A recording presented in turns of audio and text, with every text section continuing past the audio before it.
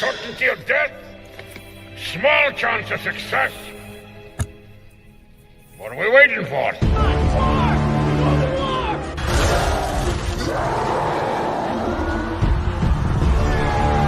Fellas, I feel this is my lucky day. Brilliant.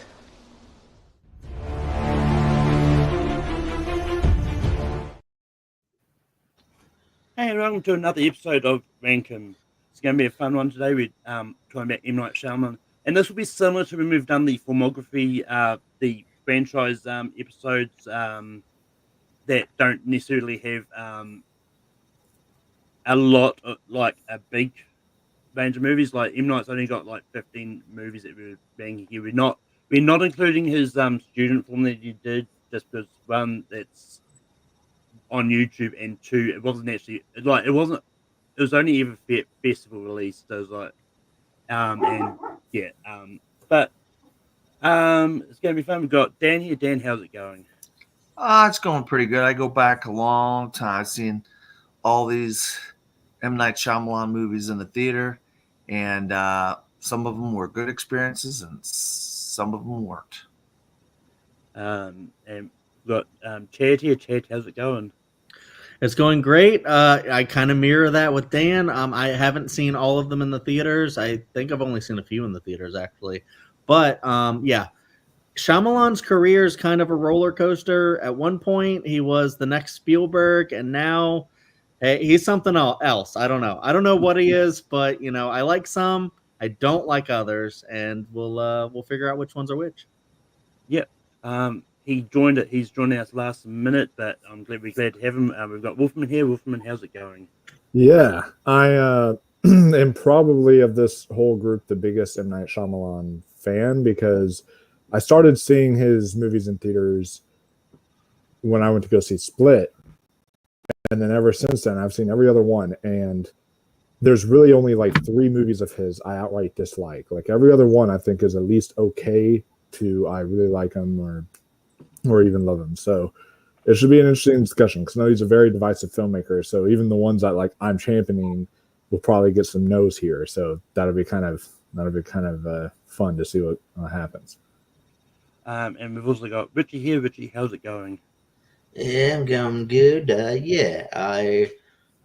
sort of maybe with the majority. I'm a bit divisive on his filmography, but yeah, as we'll get going, I've liked more than I've disliked over recent times. So yeah, we'll go fun to talk about. Yeah, but how this is going to be, because this is a somewhat special one. Like, we're going to be voting on straight away. We're going to be voting on what movie we think belongs at number 15, and then we talk about that. We'll go do a round table and talk about that movie, and then we move on that way. So when you're voting, just say the name of the movie, because we'll get back to actually talking about the movie like afterwards anyway. But Dan, what movie do you have for 15? Yeah, you guys all know I'm a Beantown guy. I'm a Boston guy, and so one of the guys I kind of gravitate towards their movies is a guy by the name of Mark Wahlberg, and I'm a big Mark Wahlberg fan. And unfortunately, just say the movie first. We'll get around to talking about the movie once we've voted on. Oh, yeah. All right, I'm sorry. Yeah, I'm going to say The Happening. Chad, what movie do you want for 15? 15, I have After Earth. Wolfman, what do you have for 15? Oh shoot! Let me pull up my Letterboxd. It's like at the very, very top, so I should definitely be able to come for this. It is number 15. So in last place, I have the one I'm named after, The Last Airbender. Richie, what do you have for 15? The Last Airbender. And it's going to be The Last Airbender. So The Last Airbender will be 15. Dan, what are your thoughts about The Last Airbender? Yeah, I never watched the animated show The Last Airbender, and so I didn't know what to expect. But one of my favorite young actors at the time, Dev Patel, was in it, and so I was just like, well, I got to see this because of Dev Patel. I was hit and miss with M. Night Shyamalan over the years, and it had Frida Pinto in there. I was like, okay, I got to see this. And then I was like, I don't know what the heck this is. I don't really follow what they were doing. And unfortunately, I just wasn't a big fan of The Last Airbender. So, I mean, it makes sense. I mean, I didn't have it at 15, but I had it at a different number. But it's not that good. Chad, what are your thoughts about The Last Airbender? This one's really interesting. I have seen the show all the way through. I do really like the show a lot. I wouldn't call myself like a fanboy of the show or anything, although I am now rewatching the show because I remember really liking it quite a bit. And the movie I finally got around to watching for the first time this time. And so I came at this movie after a decade of like people just hating on it and thinking that it's like one of the worst things that's ever happened to like cinema and stuff like that. Like it's really got a lot of negatives against it. And so watching it, I saw a lot of the flaws. I saw the a lot of the what do you call it, whitewashing they were doing with some of the main actors. I thought that they took a lot of the humor that's in the show and kind of just took it out and tried to make it really serious for some reason. Then I'm like, the show's like really silly, and it was like, you guys could have like added some of that in there. I think people would have liked it a lot more had you had some of that in there. Like they changed Iroh like big time in a lot of the characters. I think Sokka was not funny really at all either, and I'm like, guys, you had a template here, and you could have really nailed that. And then some of the mispronunciations of the name, I can see were angering fans and stuff like that. But overall, like on a movie level, I was watching it and I was like, the production in this is actually pretty incredible a lot of the times. If you take out a lot of the negatives coming at it from a fan of the show, this movie actually is kind of well made. But then I'm like, I don't know, because of the negative reception, it's only like half of the show, I think. So it feels like they could have maybe expanded this into like some sort of trilogy or something like that if they wanted to do it, or maybe a quadrilogy and like handle like each season of the show as like one movie or something. But yeah, I think it might also make a mistake that the Dark Tower movie did for Stephen King, where it's like a whole thing and they condense a lot of stuff into one thing. And it just doesn't have a lot of the magic that the show has. That being said, I still rank this at it's my number 10 actually right now, because I liked some other ones a little bit less, although I did not do a full rewatch of a lot of stuff. So this could go down in my ranking. I don't think it'll get higher than 10 though, but I understand why people put it at 15. Wolf, what do you say about The Last Airbender? So first off, I wanted to explain myself because y'all are going to be like, what the hell? Why do you own it on DVD? Well, here's the thing. So I am going to plan a white elephant gift for Christmas this year. I have this, but when you open it, it's got the Blue Person Avatar movie in there. And then when someone opens that, they'll actually get a good movie out of it, and they'll open it and see that. But then I have another one I'm going to be bringing to the white elephant thing, and it's a DVD copy of Avatar. And then whenever they open it, they're going to get The Last Airbender. So that's like that's the only reason why I have it. It's just as a fun white elephant gift idea. But yeah, this movie is awful. Do not like it. It's bad when you are a kid, right? I was a young kid. I did end up watching it fully when it was like on Redbox or rented it one day or something. But it's bad when I am a young kid who is a massive fanboy of the show. It was like in my top 15 shows of all time. I adore it. It's bad when at my age, I was like faking a sickness. As soon as he said, "My name is Ong," I was like, "Dad, can we go? Can we go, please?" And all that stuff. And I was like, "I'm sick." And all that stuff. I pretended like I was sick just so I could walk out. That was my first walkout movie I ever did, was for The Last Airbender. And I was a young kid at that time. And I still decided to walk out. You get it, you're young. How bad it was. But no, it's just like, this movie is awful. It's a train wreck. It's not at all what I know the show to be.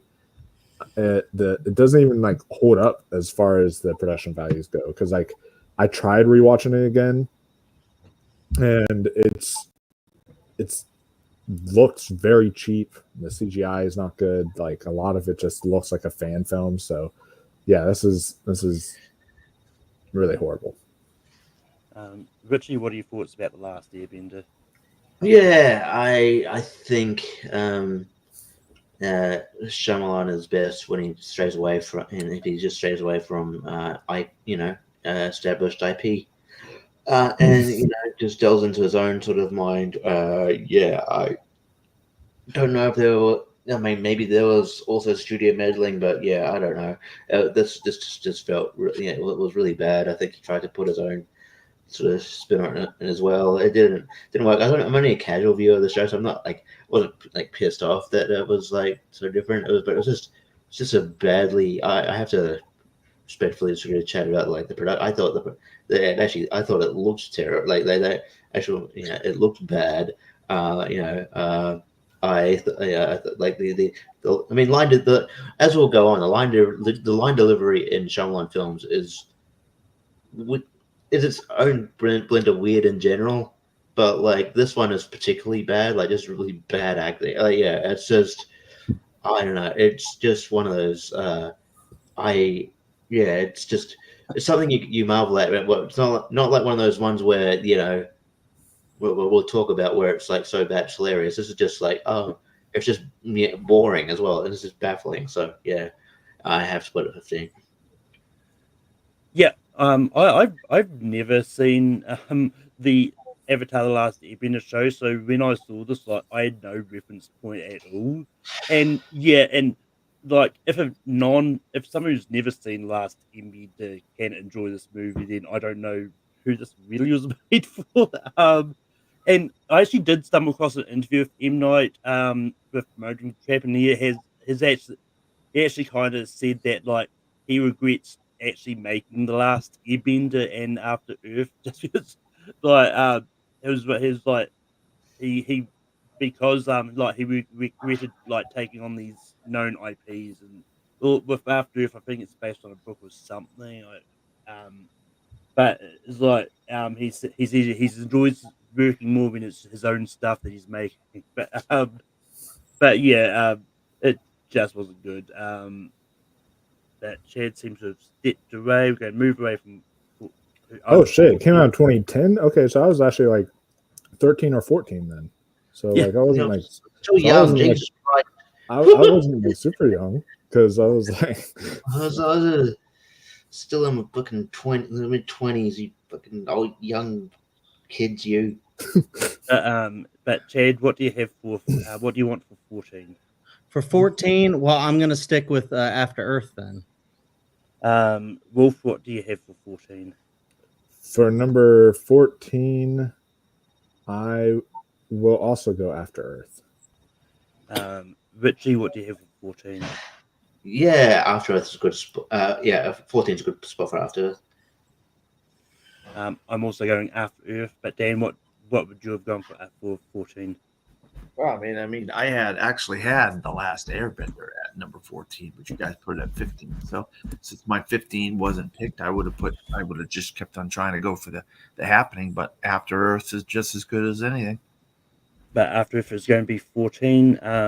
Chad, what are your thoughts about After Earth? Yeah, I actually finally got around to watching this again for this because it's just one I never wanted to watch because everyone was like it's terrible.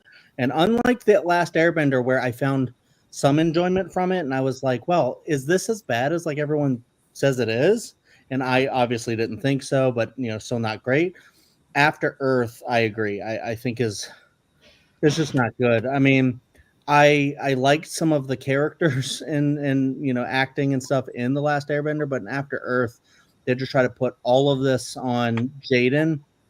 And even though he was good in the Karate Kid and A Pursuit of Happiness, stuff like that, I just don't know if he's actually a good actor or maybe he was trying way too hard and just the pressures of leading a film just got to him or something, but just like he was not lead material in this movie, and it shows. I think a lot of the effects are really bad. Like I was impressed with a lot of the Last Airbender stuff, but this one I was like, no, I don't think he should do like space movies and stuff. I mean, compare this to like Avatar, and I don't love the original Avatar either, but it's like beautiful, like compared to something like this, and just so and I couldn't get into the story either. I found it really dull. So it's just there's really not much that I found to actually like about this movie, and I was just praying for it to be over.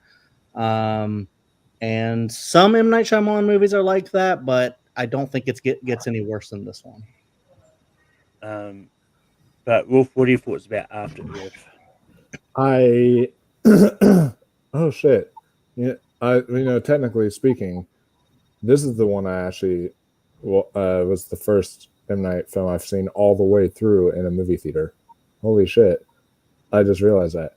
But this was the last time I watched it was probably around that time, or like maybe I watched it again on like Redbox or something a few years later, but like it was very bland and very forgettable. And Chad was mad. He was like, "How dare you make that your first M. Night Shyamalan movie in the theater?" Golly, that's why he just now left. But he said, "Golly, golly, golly, gee willikers." Hey, that's how us kids talk. Yeah.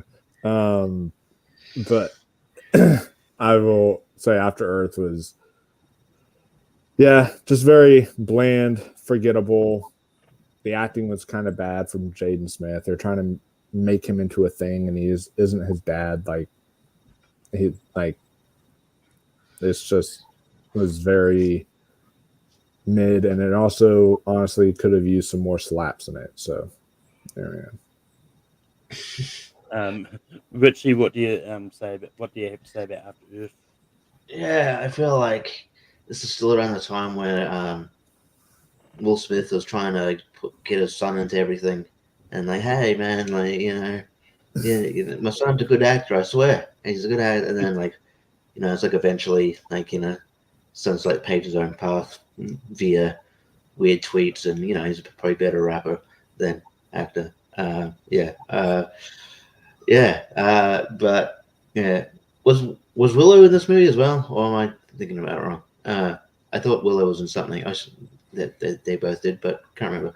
Anyway, but this movie is just bland. The acting is bad. Again, it's based on a book. I can't remember the book's name, but Shyamalan looks better when he sort of is sort of just based on it's just based on his own original ideas. They can get a little wacky and outlandish, kind of carried away sometimes, but just better than going off established IP, in my opinion.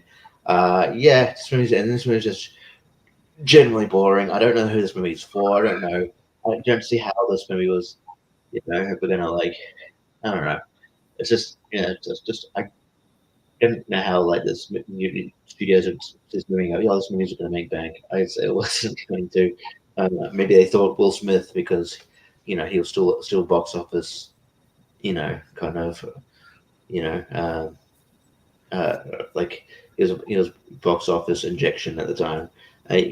But I think that was waning though. So, it's a boring film. So it's rightfully second to last. Willow Smith.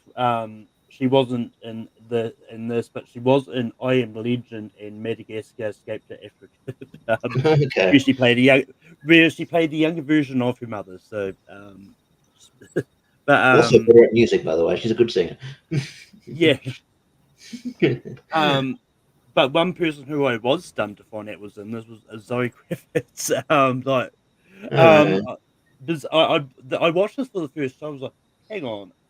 There's actually someone aside from Mul and Jane, there's another actor that I recognise in this. It was just boring. I didn't understand what the story was supposed to be, and it's just one of those ones that yeah, it's just really forgettable after I watched it. But Dan, what are your thoughts about After Earth? Ooh, pretty There you boring. go. Yeah, I'm kind of yawning here. This is pretty boring talking about After Earth. No, yeah, he was shoehorning his son into everything. I actually thought his son was decent in Karate Kid, but this was just absolutely terrible. This is before Will Smith has been canceled by people and all that kind of good stuff. And turns out his family is a bunch of weirdos, and he, it's a chip off the old block. The kids get it from him and his wife, their mom and stuff. So yeah, this is terrible. I mean, I didn't have it at 14. I didn't have it at 14 or whatever. I think I had Airbender at 14. I think, but it's just not good. So it's one of the worst ones. So it's in the right place. But Wolf, what do you want for 13? For number 13, maybe we'll finally get to talk about this one, is The Happening. Richie, what do you have for Maybe. 13? I got Lady in the Water. I've also got Lady in the Water. Dan, what do you have for 13? Yeah, I got The Happening. I got The Happening. And so Chad, what? Yeah, 13. I have Lady in the Water. Oh wow, Lady in the Water The Happening that much? You guys like The Happening that much? That's crazy. No, I don't like. I mean, we'll get to it. I wouldn't say I like it. Crazy. I can't believe you guys like The Happening that We much. don't like it. We'll get to it. I don't like it. Yeah, we'll get to it. But for now we're going to talk about Lady in the Water. Wolf, what do you say about Lady in the Water? Honestly, from what I have not seen this one in a long time. I need to do my own ranking on the channel and revisit a lot of these films, because a lot of these films I have not seen in a while, and Lady in the Water is one of them. But I remember at the time of seeing it, I actually didn't think it was bad. I liked it. I enjoyed it and thought it was actually kind of a interesting, almost like fairy tale, if I remember correctly. The way it was all done, like the werewolves. I remember them, the werewolf things at the end, the creatures, the monsters, and stuff fighting Paul Giamatti's character. And Paul Giamatti I thought was really great. I thought Bryce Dallas Howard was really good.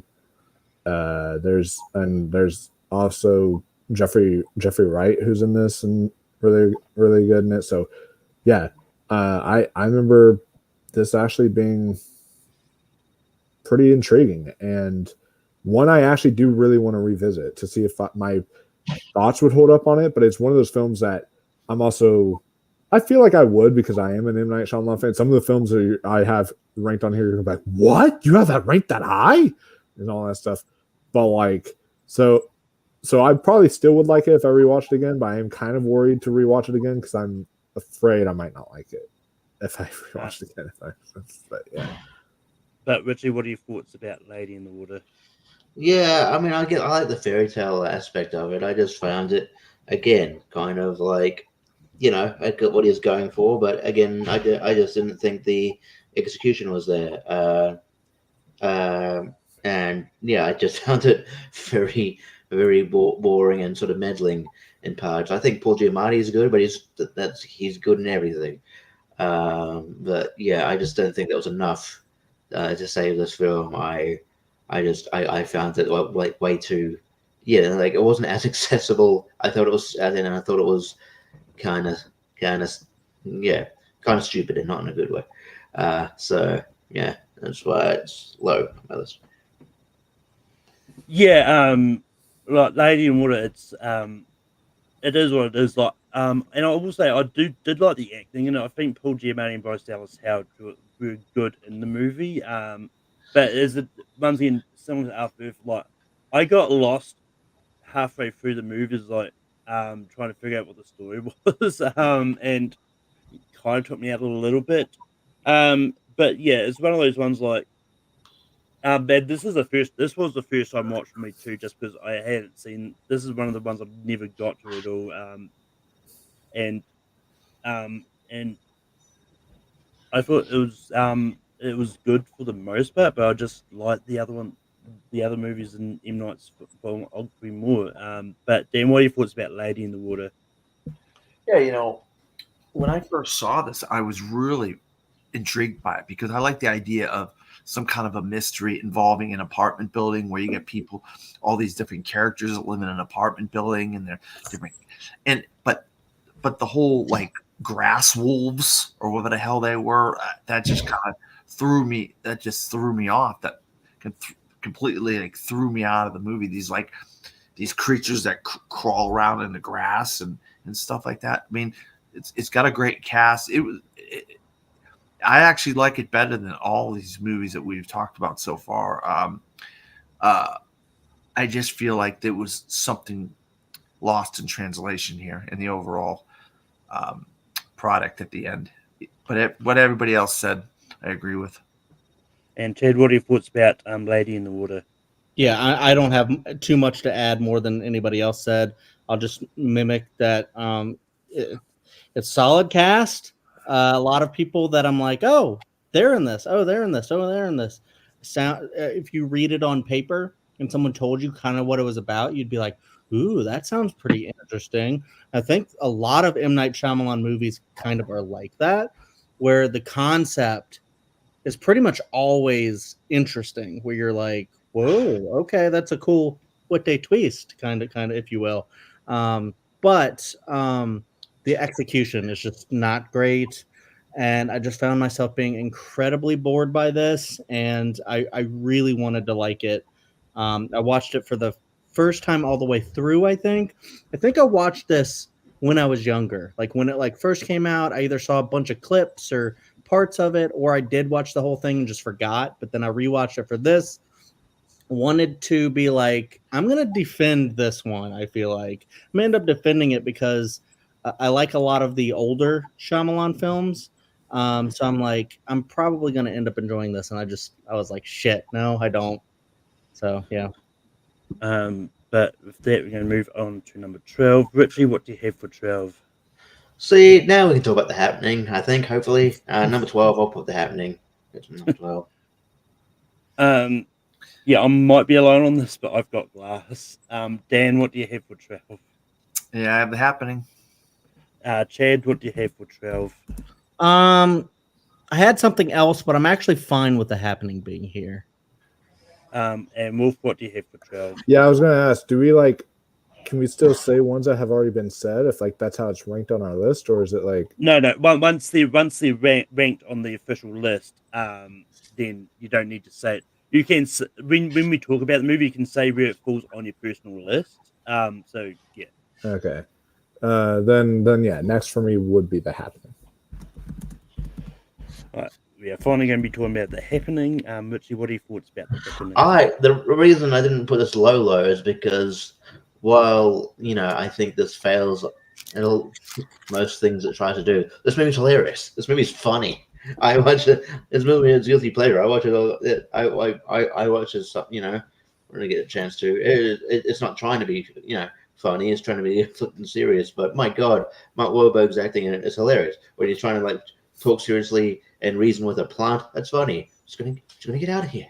He's gonna. We're not in a trouble. As funny as when the tractor runs over the dude or whatever. That is the way it plays out. That is funny. the way it's just if you watch it as a comedy, it's very fun. But yeah, it fails everything. It's not a great movie. Because it's not supposed to be a comedy. It's supposed to be this like really sci-fi like disaster like intense movie, and it fails at that.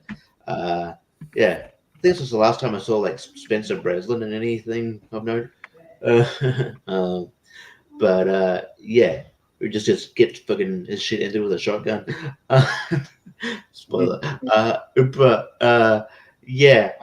But yeah, this movie's not good, but it's funny as so. But yeah, it's rightfully number 12.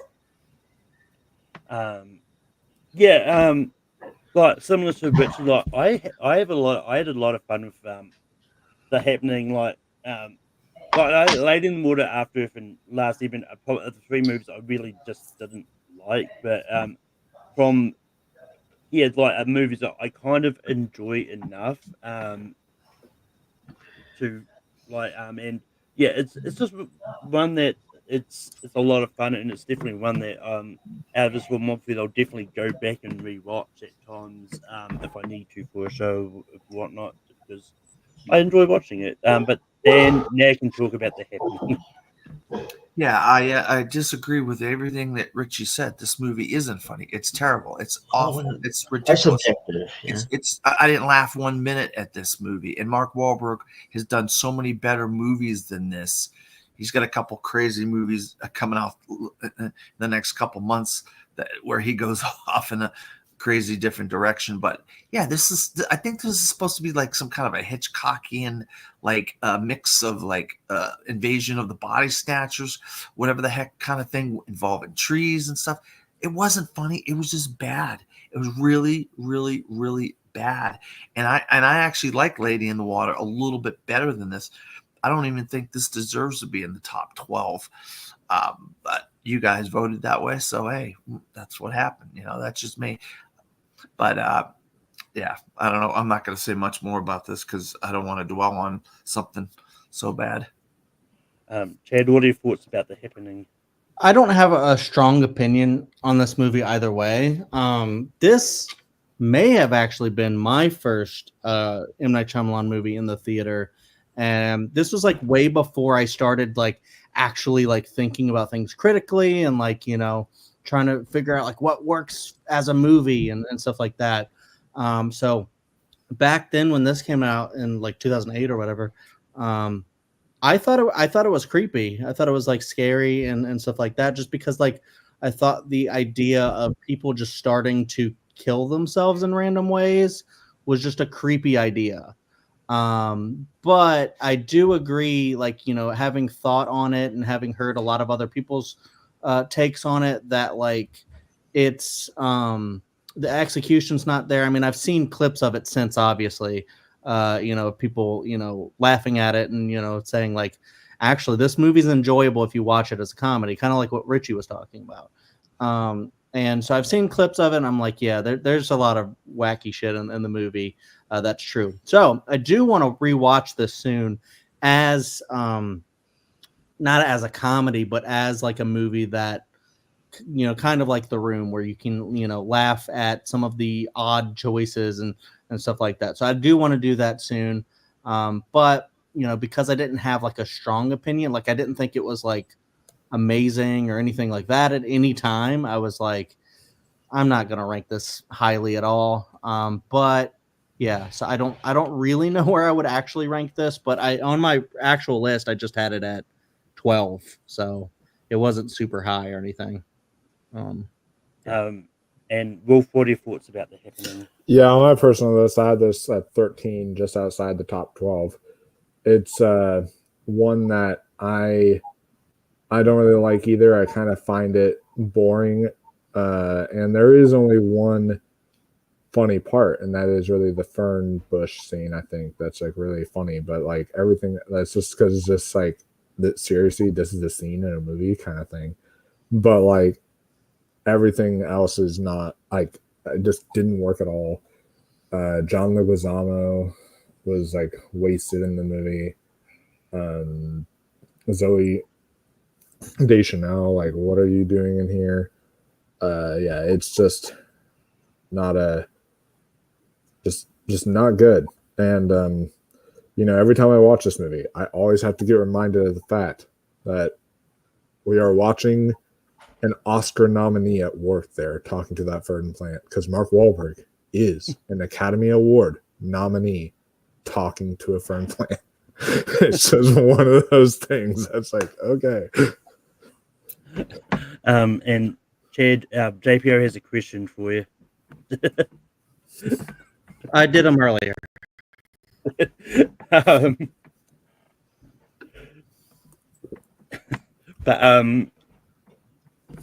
But yeah, moving on to number 11, I've still got Glass. Dan, what do you have?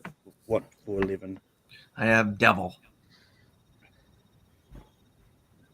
I think it's a produced one. So yeah, he didn't direct Devil. Well, does it say they had to be directed by him? Yeah. Yeah. Because Well, I don't know technically, how you come up with 15 then. I mean, that's how I Well, came up with 15. But Well, I we're don't including Wide Awake. His, Wide Awake. I never heard of the that. movie he did right before Sixth Sense. yeah. It's Oh, not- all right. So then I don't know what Wide Awake is. I apologize. Then I had a Devil because that's a movie. No, it's all good. All right.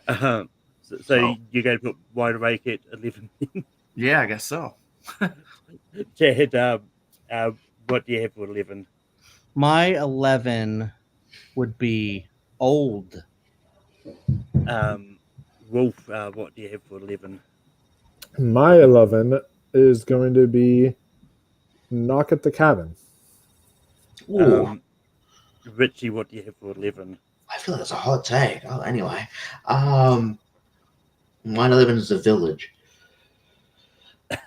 So this is interesting because we got a 5-way tie. Everyone said something. So I went Glass. Dan kind of was pressured into right away, but Chad, Well, what I did you haven't go seen it, for? so I haven't Yeah, seen it, so it's obvious. Yeah, It's gotta be the that's fine. But Chad, what did you go for again? What did I go for? Old.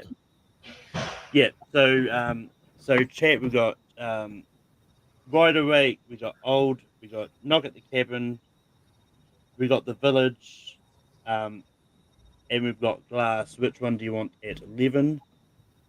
First one that I see is Jonathan Caro, unfortunately, and it's going to be Old. Come on, guys. Mm. Old's better than that. Number 11. Mm. Can't wait to hear. But Dang it, now I do wish I kind of changed up because I was actually thinking of switching. Like I had Wide Awake at 10 and Knock at the Cabin at 11, so but I could have easily switched it. Regardless. But yeah, there's one of those ones like with Old is actually one I actually enjoy a lot. Like I didn't expect and it's not because a Kiwi actress is in it. Yeah, Thompson McKenzie's in it. Yeah. But So- I actually it's one of those ones like I really liked the story and I thought it was a really interesting sort of concept and yeah, it's just one that I really enjoy and it's definitely one that I wanted to get around to rewatching it. But yeah, but then what are your thoughts about Old? Yeah, I really like Old a lot more than 11. I'll tell you that right now. I think Vicky Krieps is really good in it. I love the it's like a twist on pharmaceutical companies and how they're taking over and they're charging all this money for different drugs and stuff like that. And making it so hard for people, and they do these testings and stuff, and just to try to see if certain people fit for certain pharmaceuticals and that sort of stuff, and they end up on this beach and I thought this is a decent movie. I mean, this doesn't deserve to be at number 11 at all, and I'm with you too. Thomasin McKenzie is really good in it, and I forget who else is in it. I know I forget one of the men that's in it. I just, for the life of me, I don't remember. Alex Wolff, is that the one you? Alex Wolff. I love Alex Wolff. I love Alex Wolff in this. The father. Who's the father? For some reason, I can't recall who the father was. Gail Garcia. Yeah. Oh, Gail Garcia Bernal. Okay, yeah. This is a great cast. I love this cast in this. I'm shocked that you guys voted this 11. This is you guys. Whoever voted this 11. Jonathan Carroll. Shame on you. Shame on you, Jonathan Carroll. Get over it, dude. Fucking hell. But Chad, what are your thoughts about Old? Yeah, Dan, you're blaming me and Jonathan. So I love you and Chad and Jonathan. I love both of you guys. I Yeah, just in my defense, like I honestly, I know Dan really likes this. Apparently, I don't know how everybody else feels about this. If it's like super high or anything, I feel like we might end up having moments like that where people go, "I put this lower," and then someone else is. Even I'm probably going to be like, "Oh, I love that one." But this one, I actually did see in the theater. And I was very excited, specifically for certain things you guys said. I love Thomas and Mackenzie. She was an Edgar Wright film that I love. Last Night in Soho. She's in Leave No Trace, which is great. And with Power of the Dog, stuff like that. I also love Alex Wolff so much. You know, I love the him in Hereditary, of course. So and Big and stuff like that. So I was extremely excited for some of these actors in the cast to be on screen, and I don't know. I was interested in the premise, and I was like, this one's going to be really cool. I'm Every time M. Night Shyamalan comes out with a new movie, I'm excited for it because I'm like, he always has the potential to make something really interesting that I might really like. It could always go the other way, but I'm always like looking at the premise and I'm like, I don't know. M. Night could make a really good movie there, and Old just did not become that for me, and I just did not like. I didn't think some of the body horror they were trying to do was really scary or anything. I just didn't think the execution was good. I did not like the ending. I don't know. I just did not vibe with this at all. And I could revisit this and like it more. I'll say that. I don't hate it or anything, but when I was ranking, I was like, can't really put Old that high. I did not vibe with it. So yeah, I don't know. Sorry. But Wolf, what are your thoughts about You're Old? telling me that scene didn't make you squirm with the girl's arms going like and like completely bending everywhere and like the whole way. I was like, oh my god, when all that was happening, just imagining that happening to me, it was terrifying. But maybe it's just because when this came out July 23rd, 2021, my grandma, who I was very close to, passed away in October or November of 2020. So I was still kind of in that phase of just trying to get over the death of my grandma because we were very close. And so seeing this movie in a theater and looking at the whole aging process and what it's like to have dementia and what it's like to have all these health issues when you're older really hit me on a emotional level that I wasn't really expecting from this movie. And it might have to do with the loss of my grandmother that enhanced those feelings, but it was still something like that really touched me on a personal level. And I would say that, yeah, I think the premise is very unique, and it's very feels kind of like a Black Mirror episode in a way that you would see, just like these people on an island, they're stuck on an island, and all this stuff is happening. And yeah, the cast is great. All the cast is great too. Rufus Sewell, the guy who's like, there's a movie that had Marlon Brando. Sewell, yeah, like that guy, he's great in here too, and the whole cast is really excellent. My one issue I have for the film is that I felt like sometimes the way people talked in the film isn't how a person would actually talk in that moment. Like for example, all those films. for example, they're literally the kids come up to the people at the resort saying, "What is your name and occupation?"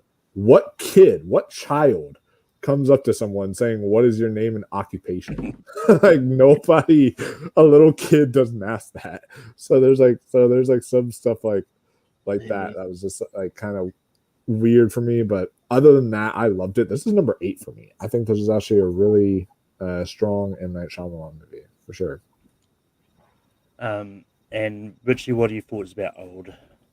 I reckon if you're a kid on the set of Bridgerton, you'd talk like that. What is your name and occupation? I don't know. But yeah, M. Night does have a way of writing dialogue, which is a bit weird. Yeah, I don't know. I appreciate what he was going for. Again, I just sort of, I think the general consensus is like, we like watching M. Night because every movie is sort of like not like the others because he for the most part he takes a big swing and sometimes it pays off, sometimes it doesn't. But every movie is a bit different. And then I like the idea of it. I just don't think it it didn't work for me in the grand scheme of that. It got too, I don't know, man. It just got too a bit. I don't know, not weird, but I don't know. I don't know. It just didn't work for me. Whatever it is, I can't really articulate it. But like, I didn't hate it. But with this, really, so it's like, yeah. But yeah, I probably like had it like, yeah. I didn't have it like a much lower than 11. Probably like number 9. So, but yeah. So it's I don't mind the film. Yeah. Yeah, for me, I'll ended up in my top 5. I really enjoyed it. But Dan, what do you have for 10? Are you sticking with Wide Awake? You haven't seen it? Well, I haven't seen it before, so I didn't even know it was going to be in this because I didn't know. Yeah. I get it. We know. So I guess I'll stick with that one. I guess. I mean, you don't have to if you don't want to, but Chad, what do you have for 10? For 10, I would probably put. This is tough because they're actually getting into ones that I like. I'll go with Glass at 10. Wolf, what do you have for 10? At 10, I think after the old debacle and the Shape in the Water, the Shape in the Water, Lady in the Water debacle. I was going to say that. It is time for y'all to get wide awake finally and open your eyes and actually make that the number 10. So, Richie, what do you have for 10? Yeah, I have Wide Awake as well. I'm sticking with Glass, but it's going to be Wide Awake. Now I know Dan hasn't seen it, so I don't know if he. So What do you think about Wide Awake? I vote for. I have to vote for a movie that I haven't seen. Okay, Chad, what do you think? I can't even Chad, talk. what do you about think a movie about that I Wide haven't Awake? seen. Thanks a lot. This is a lot of fun. Yeah. So, are you asking me? Yeah. Okay. We're talking to you, Chad. Sure. Wide Awake was interesting. It's, I guess, technically his first movie if you don't count Praying with Anger. Haven't seen that one yet. But Wide Awake it's just an interesting first movie for M. Night Shyamalan. That's like, people always think that, I'll name drop one of them. The Sixth Sense is his first movie, and it's not. And watching this one that's kind of all about a boy trying to find God in order to connect with his grandpa. Honestly, I think actually Dan might like this one, to be honest, when I think about it. Because it's kind of like a sweet coming of age movie that's just like a kid trying to connect with his grandpa who's like dying or dead, and just he's really sad about it. And he's like, when you're young and you have that existential crisis of you specifically, like exactly kind of what Wolfman was just talking about, like connecting with his grandma and stuff. It's just like connecting with someone that you love or just have a really big connection with, but they're a lot older than you, and that they're not you're going to outlive them. And one day you're going to have to grieve the loss of them. And I don't think this was like the greatest of movies or anything. I wouldn't call this like one of my top coming of age movies, but watching this one for this, I think it was probably my favorite one that I did watch. There's another one that I like more that I did watch for this episode. But I was kind of surprised. I was like, M. Night Shyamalan can do like a little coming of age drama. Like, he doesn't have to try and do a thriller all the time or anything like that. Maybe if he tried to do some other kind of thing. I guess he did with, After Earth and The Last Airbender, and it just didn't work. But but those were also based on an IP. This is true, and this is more original. So, if you're going into this, by the way, also expecting Rosie O'Donnell to be in it a lot. I don't know how you feel about her, but because she's on the poster, she's not in it a whole ton. So I'm like, why is she on the poster? Because she's billed really high, I guess. But She was also very popular in I think in the 90s. Definitely. Yeah, she was a name. Yeah. But it's mostly just about this kid, and Julia Stiles is in it, which is cool. And Dennis Leary, Dan, is in it, and he's a nerd. He looks like a nerdy dad. Ooh. And I was like, holy shit, Dennis Leary can look like a nerd. That's really, really interesting. But yeah, I enjoyed this movie. I thought it had a lot going for it. But I understand ranking it a little bit lower, not at the top of like Shyamalan's list, because it doesn't scream M. Night Shyamalan, this movie. So, but I'd recommend it to people if they like coming of age.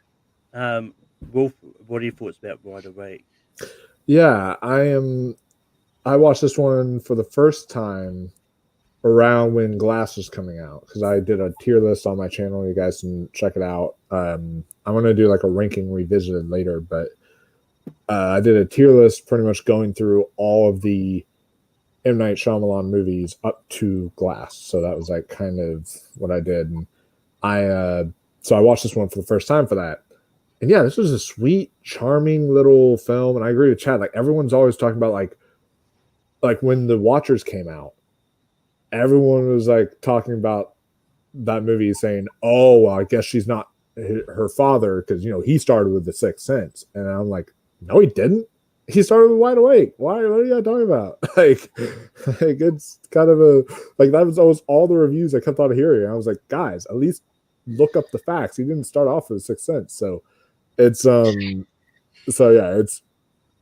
it was actually a really solid movie. I think that it's not like the best thing ever. It's just kind of it's okay. But like I still was able to find and connect a connection to this one because I also at like the kid's age in this movie, I was growing up religious. I had that religious background. And so it kind of like, and I had that personal connection with my grandmother, with my mom, stuff like that in my life. So I was able to really connect with it on that level. And yeah, it was just a cute, charming story with some really good child performances in there. And I just think that this is one that I'm probably not going to revisit all too often, but like, yeah, I'll pop it. I'll pop it on if I see it around on a streaming service and watch it, because it's only like an hour and 28 minutes too, so it's like a very quick and easy watch. Yeah, not a bad little film. Yeah, no, I mean, I think a lot of M. Night's movies are like under 2 hours actually when you think about it. Yeah. But Richie, what are your thoughts about Wide Awake? Yeah, I joked in the chat just begun that like I was gonna tell Chad no because I couldn't find it, but then I found it by certain means after that conversation. So yeah,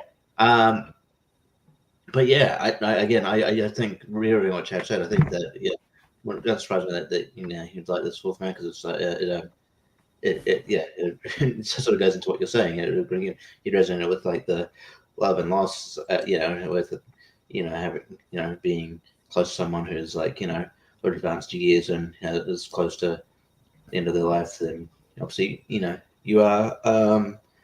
And yeah, I mean look, it's 2024, guys. So we don't care about facts here. So just look at the Olympic thing. Anyway. That's all I'm saying about that. I thought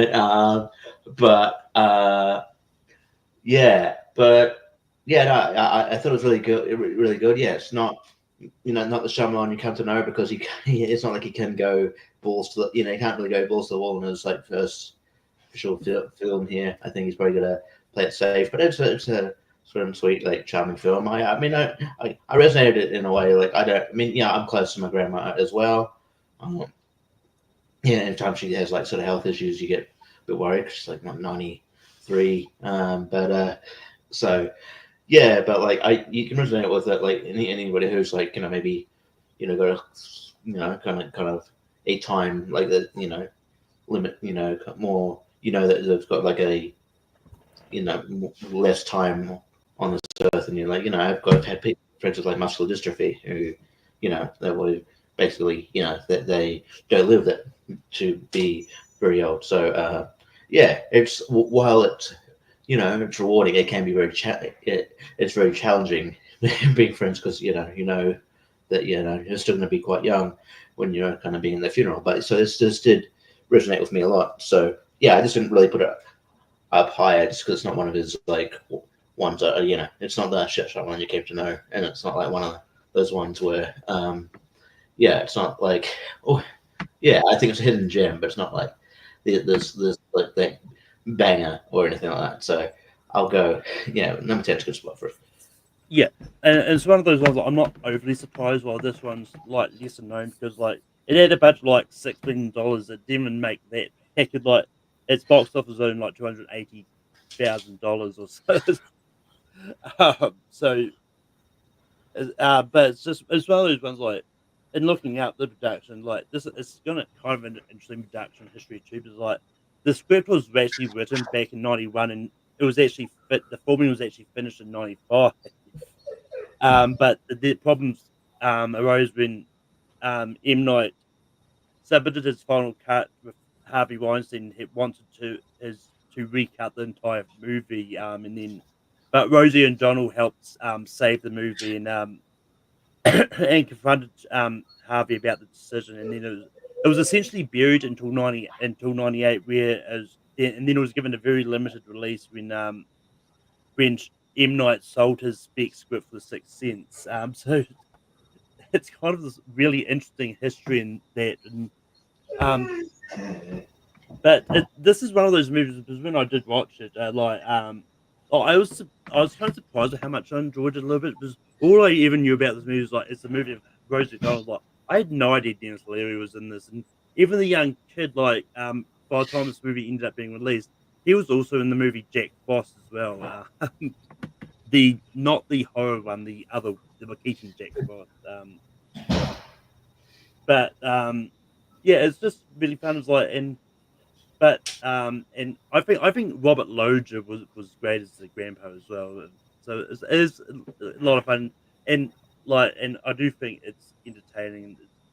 But yeah, moving on to number 9. Chad's cat. What do you have now? No. Are you asking me again? No, he's asking the cat. We're asking a cat. Not Chad. That's cat. Cat. Oh my! He doesn't know. Also, those were some sexy legs, Chad. You haven't skipped leg day. Thank you. Different color socks, Chad, too. They're just gray. I'll go ahead and pick Glass again. Eating around. Wolf, what do you have for number 9? That kind of killed me. They're just great. I don't know why that's so funny. Okay. my number 9 is I Have to Visit.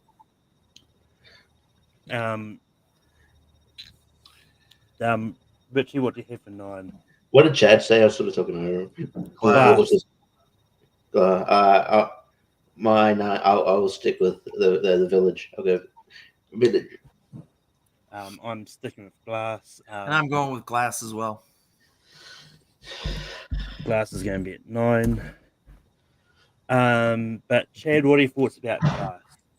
I don't have too many of them. But I don't think you could really talk about this movie that much without talking about the other two. But I won't really like dive deep into them. But like I will say, like, it's just interesting that one movie that preceded this had an end credit scene that was basically like, oh, by the way, now this is going to be a trilogy, which was really strange, but kind of cool. I know people like were really excited, like, whoa, okay. Like, I don't know if I've ever really seen this before. Like a filmmaker being like, I'm going to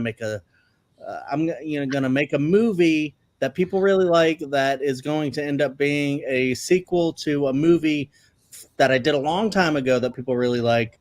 And it's going to be a third one now. And it's going to be like the superhero kind of team up thing against a big villain, so kind of, Marvel movie in a way almost, but with the end credit scene and all that. But I don't know if this third one like really worked all that well. I don't know if it needed to exist. I hate when people say that, like, this movie didn't need to exist. I'm like, does any movie need to exist in that case?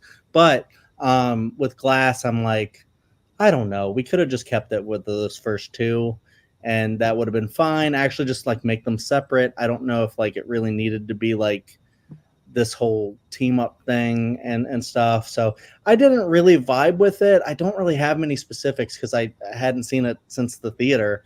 But I was excited for it, and I think just because of like having a little bit of disappointment, like this didn't pan out to be like something special that I thought it might be. But there's, like I said, with a lot of these M. Night Shyamalans, like old, I could revisit it and really like it the second time. It's just I haven't gotten around to doing a full rewatch of everything, fortunately. So, but it's still in the top 10. So there you go. Wolf, what do you say about Glass? So I'm gonna say where it ranks on my personal list, and then I'm gonna give you all time to cuss me out and say whatever y'all want. This is my 6th favorite M. Night Shyamalan movie. It's like right outside the top 5 for me. And I think that this is actually really underrated. Probably, I would say, as far as, because when I think of underrated, I don't just think of movies that are like, oh, well, that's just not seen enough. No, I think of like movies that I believe are underrated, like the Rotten Tomato score is low or the audience score is low. Like that's underrated to me. So I feel like when it comes to underrated, this is the most underrated M. Night Shyamalan movie for me, because I felt like it kind of was the perfect cherry on top, like the perfect conclusion to this big story, this big trilogy that they were setting up. I every time I watch it, honestly, I get really emotional. And are spoilers allowed? Because it's a 2019 film, so yeah.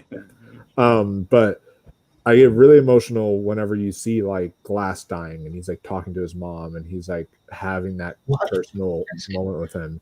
And then you get, and then the scene whenever James McAvoy's character, whenever he dies and he's like seeing Taylor Joy's character and he's like all the different personalities are feeling the pain, the sorrow. And it's just all these characters' journeys from beginning to end.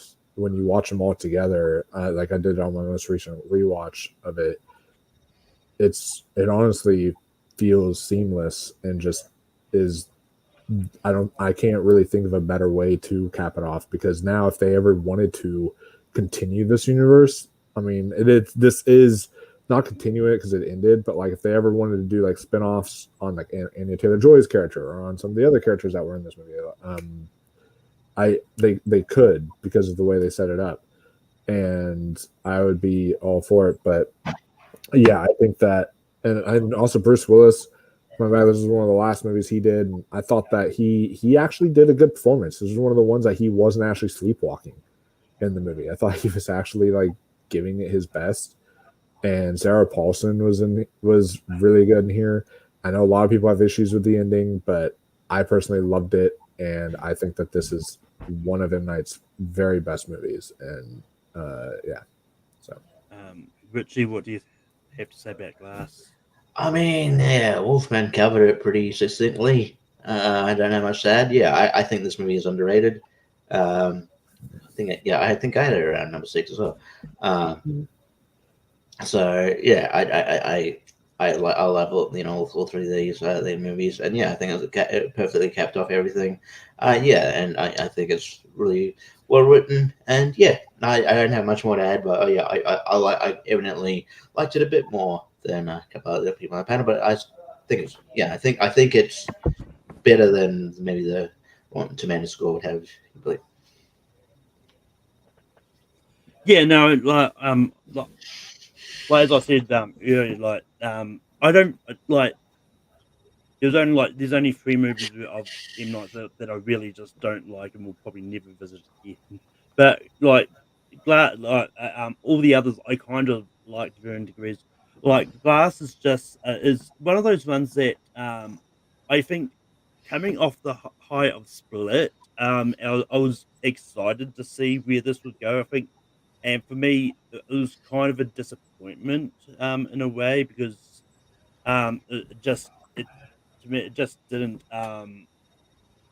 it just didn't feel as good as Split was.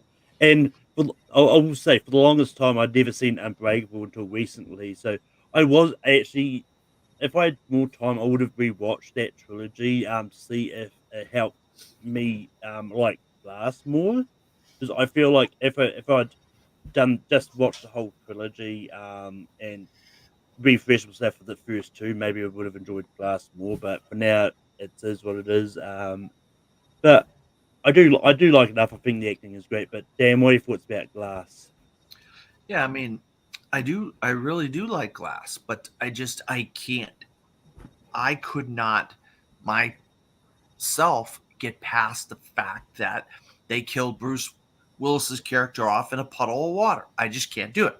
I think that's the stupidest thing I ever saw in my entire life. You take this guy that's literally unbreakable. He's the toughest guy ever, and he dies in a puddle of water. It's the stupidest freaking way to kill his character off I ever saw. And I just for that very moment, for that very scene, the reason why I don't like this movie. Because the rest of the movie I love, but I can't get past that. I will not get past that. I will not justify this movie by them killing that character off in a puddle of water. So that's why I have this movie down low. I would just swap. On my list, I would swap Old and Glass. Glass would be down one spot, and Old would be up about 2 or 3 spots. So that's just my. But Well, you could also say the same argument about one we are going to talk about soon, which is Signs, saying like why would aliens invade a planet full of water if their weakness is water? But I love that movie as well, and that's one of those ones where it's like, I don't know what you're talking about, but I mean, I just am. No, I'm just saying because like that was a criticism of like the movie Signs too, is like where it's like over 75% of the planet is made up of water, and like the aliens' weakness in Signs was water. It showed that like water was their weakness. We'll get to Signs eventually, but Wolfman, what do you have for 8?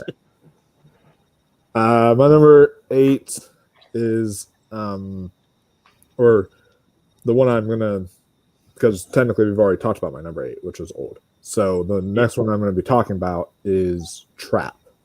So that's the one I mentioned, the newest. Richie, what are you going to vote at number 8? The Village. I'm also going to vote The Village. Dan, what do you have? I got The Village as well. And Chad, what are you going to vote for 8? Knock at the Cabin. I'm showing my hand here, but but the Village is going to be at 8. But Wolf, what are your thoughts about The Village? So The Village, maybe this is the time y'all cuss me out, but The Village is number 4 for me.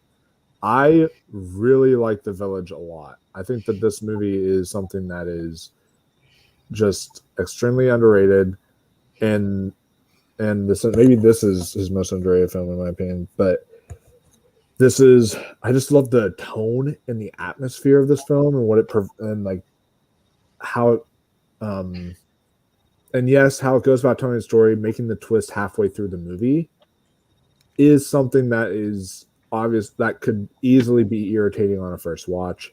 When I watched this though, again, I was like pretty young, and so that didn't bother me at the time. And so now rewatching it every time, knowing that twist, I just enjoy it as like a really good movie. Not on top of not the fact that they give a twist off in the middle of the film.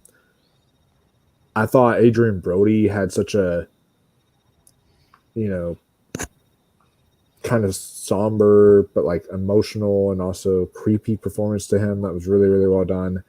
I thought what my favorite actor Joaquin Phoenix, very subtle in this, but really good. Bryce Dallas Howard, of course, in this is great. Everybody in this is really phenomenal, and I just think that what the film has to say about love, about religion, about a lot of different things, I feel is really impactful. And so I have The Village at Remember, and it also has an anniversary this year. It came out in 2004, so I might have to give it another rewatch because I haven't seen it in a bit, but I like not since 2019 or 2018, so I haven't seen it in a bit. But I do, I love this film. I love it a lot. So yeah. But Richie, what are your thoughts about The Village? Yeah, I know this film is divisive, and yeah, I get it. But yeah, I mean, I don't know. Again, I like that M. Night Shyamalan sort of just goes for it. But yeah, like the twist at the middle of the film didn't do it for me. And yeah, I probably before that, but even before that, wasn't engaged. I just found it. Yeah, I wasn't invested. I just found it a bit. I was a bit bored, but like like yeah, I mean, I liked it more. I will say I liked it more than the other, yeah, most of the movies we've talked about thus far. I can see why people really like it. There's elements I like the acting. I like the idea behind it. Just yeah, maybe I think the actual twist in the halfway kind of threw me off a bit. But yeah, yeah. So yeah, number 8. I feel like number 8's a good spot for it. Yeah, no, it's like pretty much what like has been said already. I for the most part I enjoy The Village for what it is. I think it's a lot of fun, and I'm actually stunned to find out because I only just looked this up and found this out. I had no idea, but Roger Deakins did the cinematography for The Village. um, Oh yeah, that's why it looks so beautiful. Like the cinematography. um, Oh man, yeah. which means he was like he also did The Lady Killers in the same year. Um, but um, but yeah, but I think The Village is a decent movie. Like it's another one of those ones I think tends to get shit on a bit too much. Like it's fun for what it is. But Dan, what do you say about The Village? Yeah, I actually like The Village quite a bit. With him being a Pennsylvania guy, M. Night Shyamalan, he kind of leaned in on like the Quakers or the Amish or whatever, and there's like communities like this in South America where they're hidden off, they're hidden to the world. They don't really know what's going on in the world and stuff. So I like the idea of this like 1700s community being locked in the woods and not realizing that time has passed them by. I thought that was very phenomenal. I think it's one of the better twists in his movies. And yeah, actually, I actually liked The Village a lot, but I had some other films that I liked better than it. So And Chad, what are your thoughts about The Village? Yeah, I'm more on the Wolfman Dan wavelength here. I had this at number 6. I could easily see myself watching The Village again and it getting into my top 5. Actually, it wasn't my top 5, and then I made a change at the last minute. But I do think this one is extremely well made, and I think what Dan was saying, like the twist of it, is really cool. It's really well made. Like, Malcolm brought up the cinematographer. James Newton Howard did the score. This is a really well made film, and this is like one where, you can tell that Shyamalan was still kind of making like movies that could be seen as like prestige, if that makes sense. Where you're watching, you're like, well, this isn't like a movie. And then you watch something like, no offense, like Old and stuff like that, where you're like, this is a fun movie with like a interesting concept, but it's not like a movie, like, that you could see someone saying he's the next Spielberg kind of a deal. And I feel like after this is where it started to drop off a little bit. But a lot of people, because I know it is divisive, a lot of people would probably credit this as the one where it did fall off. Obviously, we're ranking it like a little bit lower. It's still in the top 10, but I do think it's just a really interesting period piece. Like, I could see how people would say it's kind of boring and stuff like that, but I feel like there's a lot of like prestige movies that a lot of people call Blade Runner boring or Citizen Kane boring, stuff like that. It just It depends on like what interests you, and I think this one definitely interests me. What's going on, the tension that's built. You're trying to figure out what's going on with the society. I like the use of the color and everything. And then the twist. I remember a lot of people groaned at it, and it was like, but I wanted to see a monster. And then it's like, no, this is more interesting than that, guys. This is like kind of cool that like, oh, they're in modern day society, and you thought it was actually a period piece, and it's actually really not. It's kind of interesting. So I don't know. I dug this one. Yeah, I like a lot of the acting in it as well. So yeah, I'd put it a little bit higher, but you know, I understand people putting it at 8. The score is actually Oscar nominated as well, which I found. Yeah. Yeah. But Richie, what do you have for 7? 7, I got The Visit. I've actually got Unbreakable for 7. Dan, what do you have for 7? I have. Well, you guys picked my number 7, so I'm going to go with Knock at the Cabin. Chad, what do you have for 7? Yeah, I'm also at Knock at the Cabin for 7. And Wolf, what do you have for 7? So this style of it, like I think that when I first rank them doing it this style, so it just kind of like it's confused me looking at my list. I realized I should have been talking about Knock at the Cabin this whole time because it was number 11 for me, and I was like, oh shoot, I forgot. I should have been talking about that the whole time. So yeah, Knock at the Cabin is the one that I'm going to say. No, it's all good. When it's the first time doing it this style, it does confuse some people.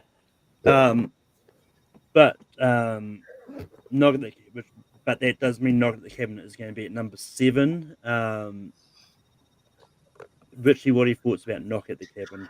Man, I evidently liked Knock at the Cabin more than a bit more than you guys. It's probably like my number, like number 2 or 3. Yeah, I hadn't really decided where to put it in 2 or 3, but it was chopping and changing. I really love this movie. I didn't expect to love this movie as much as I did. I like the concept. Yeah, where you don't know who to trust. These like weird people coming in. But I think Batista gives a phenomenal performance. I think he's the best. I still, I don't think it's a competition. I think he's the best wrestler turned actor that we've ever had. He just goes for it. He's just a great actor at this point. I think the builds of tension is great. The twists are great. Yeah. So it's a different role for Rupert Grint. It's always good. I don't see him pop up in much, but I'm glad to see him in there. And yeah, I was just really, I was really invested the whole time. And I love the way it was shot. So the whole like minimalist angle of it. And I just the cinematography, and and it sort of I realized that I was excited to see what Shyamalan was going to do next, because back, and it affirmed to me that I was back on board with his work. So yeah, I definitely love this movie more than you guys did, but I said it's not a bad ranking, I guess.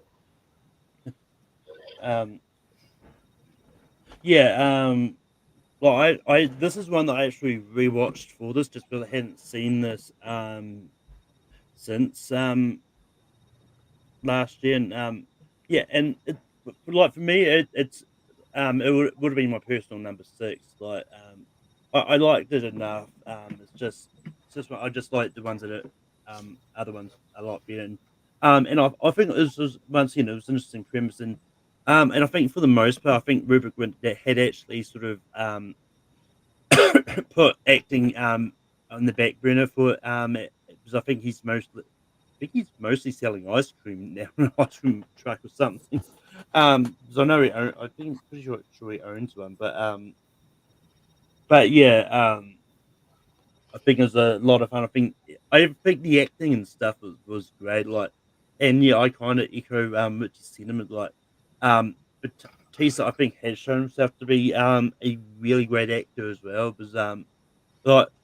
Because unlike The Rock and Cena, who I think are good actors. Like, I think Batista, out of the three, Batista's shown the most range with his roles as well. It's like, he's done comedy, he's done horror, he's done action, like he's done everything at this point. I'm just waiting for him to do that big dramatic movie to get him nominated for an Oscar eventually. But yeah, Dan, what do you thoughts about Knock at the Cabin? Yeah, when I saw this, I really was blown away by this. It tells you about the news cycle and the 24-hour news cycle and what the news can affect people's opinions and ideas and stuff. And yeah, I mean, I just reiterate, Dave Bautista's fantastic in this. The camera work, be it the fact that all these people are locked in a house the whole time, but one by one they all show up. So all you have all these camera angles and stuff like that. That is some really impressive camera work by M. Night Shyamalan, whoever the cinematographer was. Yeah, this really had a great and apocalypse type of vibe to it that I really I vibed with. You know. He started getting back on track when he got with Universal, and they started giving him a little bit more rope, and he kept using that rope to do a little bit something different and whatnot. So yeah, I really like Knock at the Cabin. Huh. It was the same cinematography for Knock at the Cabin that did The Lighthouse and Northman is going to be doing the upcoming Nosferatu as well. It's like it's that same cinematography. Yeah, that's good. Yeah. Chad, what are your thoughts about Knock at the Cabin? Yeah, this one's interesting. I think my top like 9 are movies that I quite enjoyed, I would say. But Knock at the Cabin is on the lower end of that. I don't know. I thought it was interesting. I was like on board trying to figure out like what was actually happening. And then when we got it, I was like, okay. But I wasn't like impressed or anything. I didn't think it was like something that I was like, that was really good. Like that wasn't my, take at the end. I was like, this is a fine Shyamalan movie. Like, I don't think it's bad by any means. But and I think the acting is one of the good parts of it. I think Batista was good in it. I like more of his, comedic stuff more. And I think he's like amazing in like Blade Runner 2049. So this was a pretty decent performance from him. I wouldn't say it's like incredible, but I do understand why people really like it. And I was impressed by it too.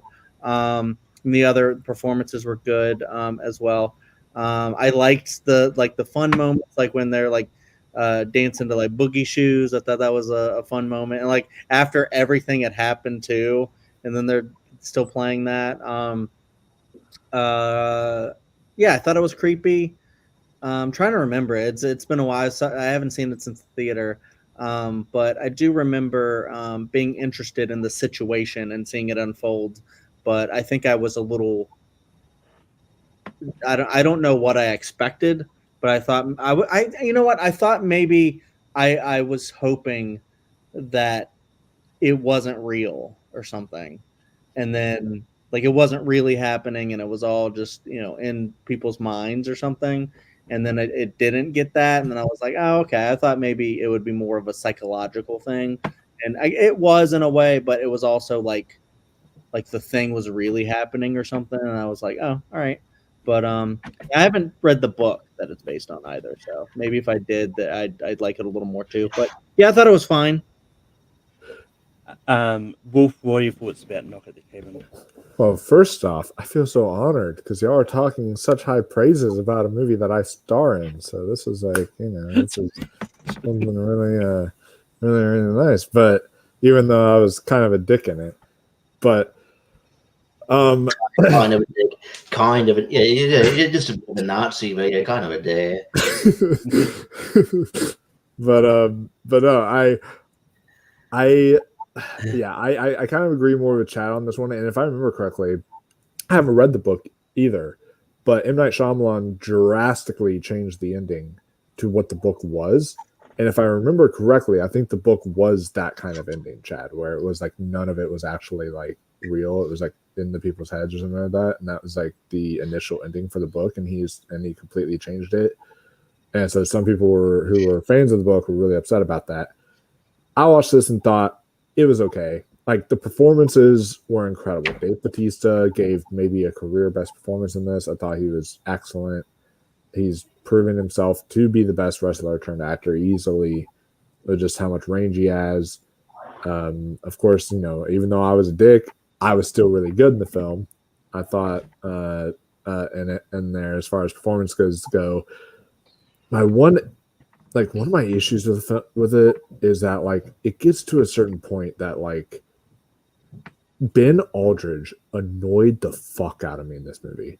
Like, I'm sorry. I was like, at certain points, you literally are watching planes fall out of the sky, and you're still being a hard ass, saying like, no, we're not gonna do any of this. We don't believe you, you motherfucker. I'm like, dude, plane. Okay, that doesn't happen. It's raining airplanes. How the fuck are you still this blind? Like, dude, literally in front of you. Like, are you kidding me? Like, what is going on here? And it was just the way he was acting, and then the fact that they set up this whole plot line of, oh yeah, he like hates guns and yada yada yada, just for him to have a gun on him and pull it out and use it on the guy. I was like, wait, so y'all are like going against your own like character beats here, and I just felt like the relationship wasn't really built up enough, if that makes sense. Like, you could have easily told me that these were friends hanging out with, or like two brothers hanging out with the niece or something like that in a cabin, and I still would have believed you. Like, I felt like they didn't really develop that well either.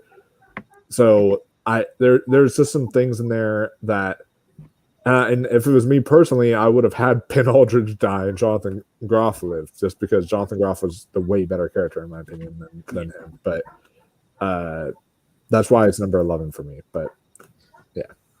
But moving on to number 6, I'm sticking with Unbreakable. Dan, what do you have for one to vote for 6? I have I'm caught up to Trap. Chad, what are you going to vote for at 6?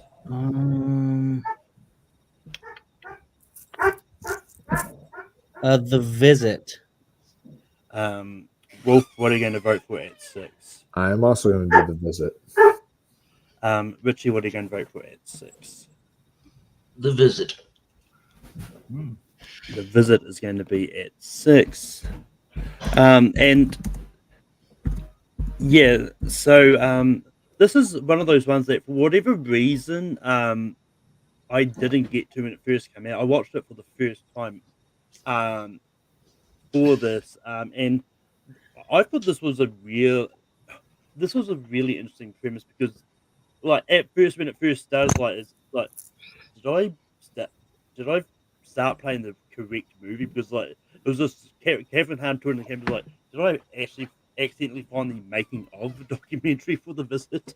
But no, it's like the whole mockumentary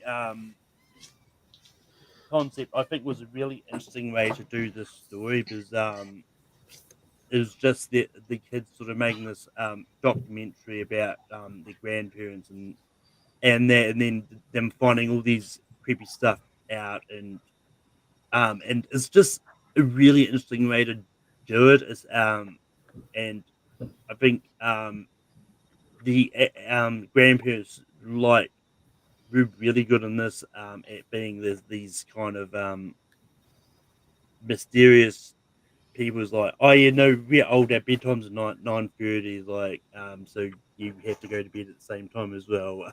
So but I just thought it was a really interesting movie, and I really enjoyed this more than I thought I was going to. But Dan, what are your thoughts about The Visit?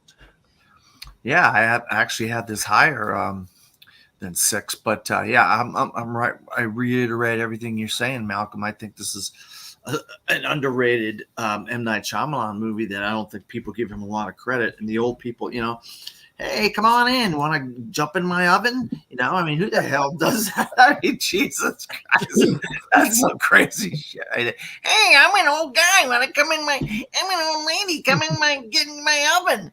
I mean, who the hell? What do you say? Get in my oven? What the? Can you do that voice again? it's just I thought this was fun. I was like, wow, this. I mean, he was on such a downswing for so long, and then out of nowhere, this comes out, and he's like, oh, this is decent. You know, the kids were good, so yeah, I actually had this higher than 6, but you know, whatever, 6 is fine, I guess.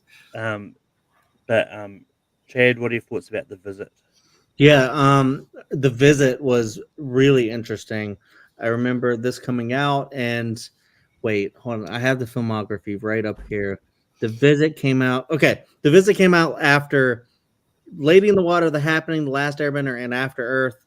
So it was like a wave of movies that people hate, and just think are just not good, don't really work. And The Visit came out because I know with Split, people were like, this is the return of M. Night Shyamalan as Split. But like for The Visit, I was like, The Visit's kind of interesting, guys. I really, really do dig it.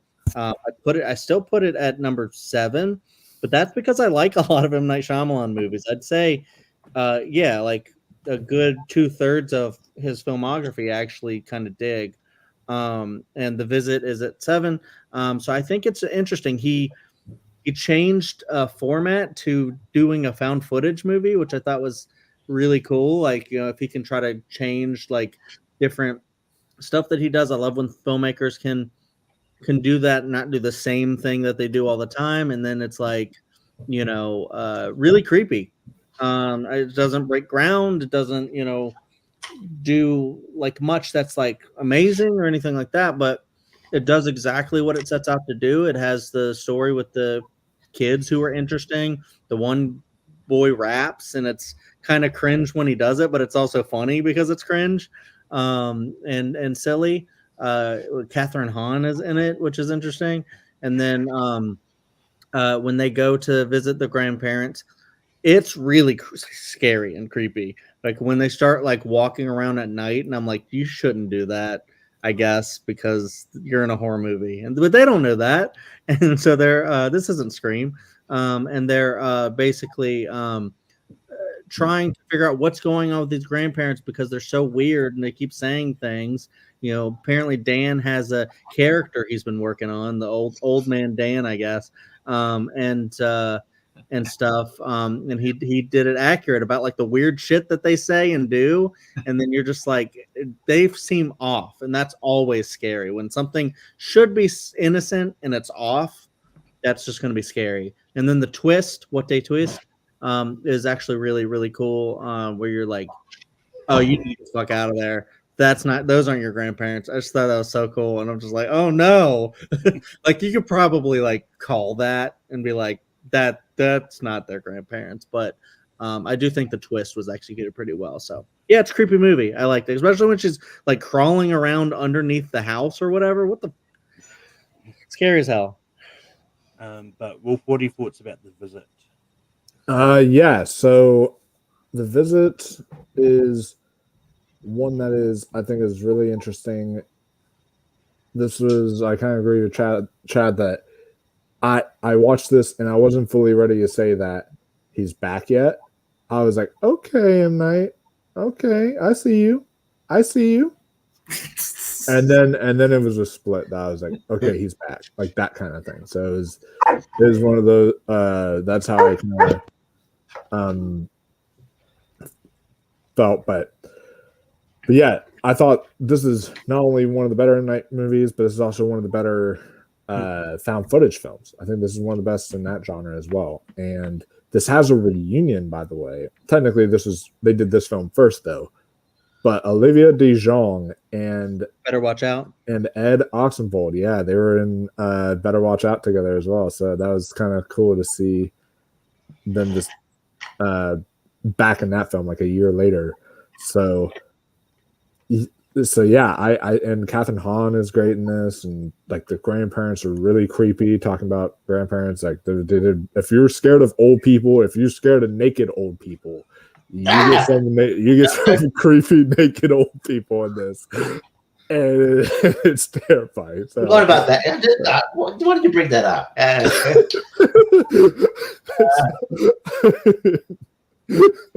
It's not even lunchtime yet. Jesus fucking. Anyway.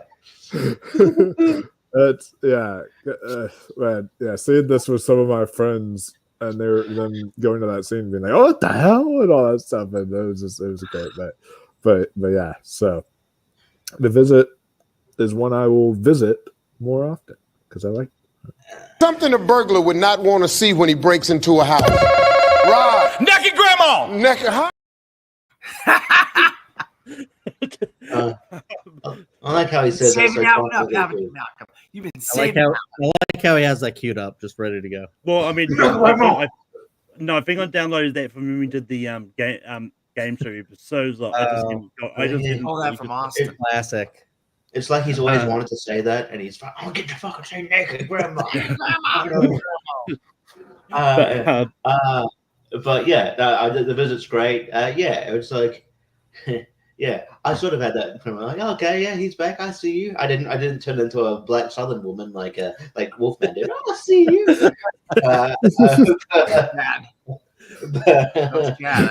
But yeah, it was it was really good, and yeah, shout out to Olivia de Jonge, a good Australian lass. I got to point out, and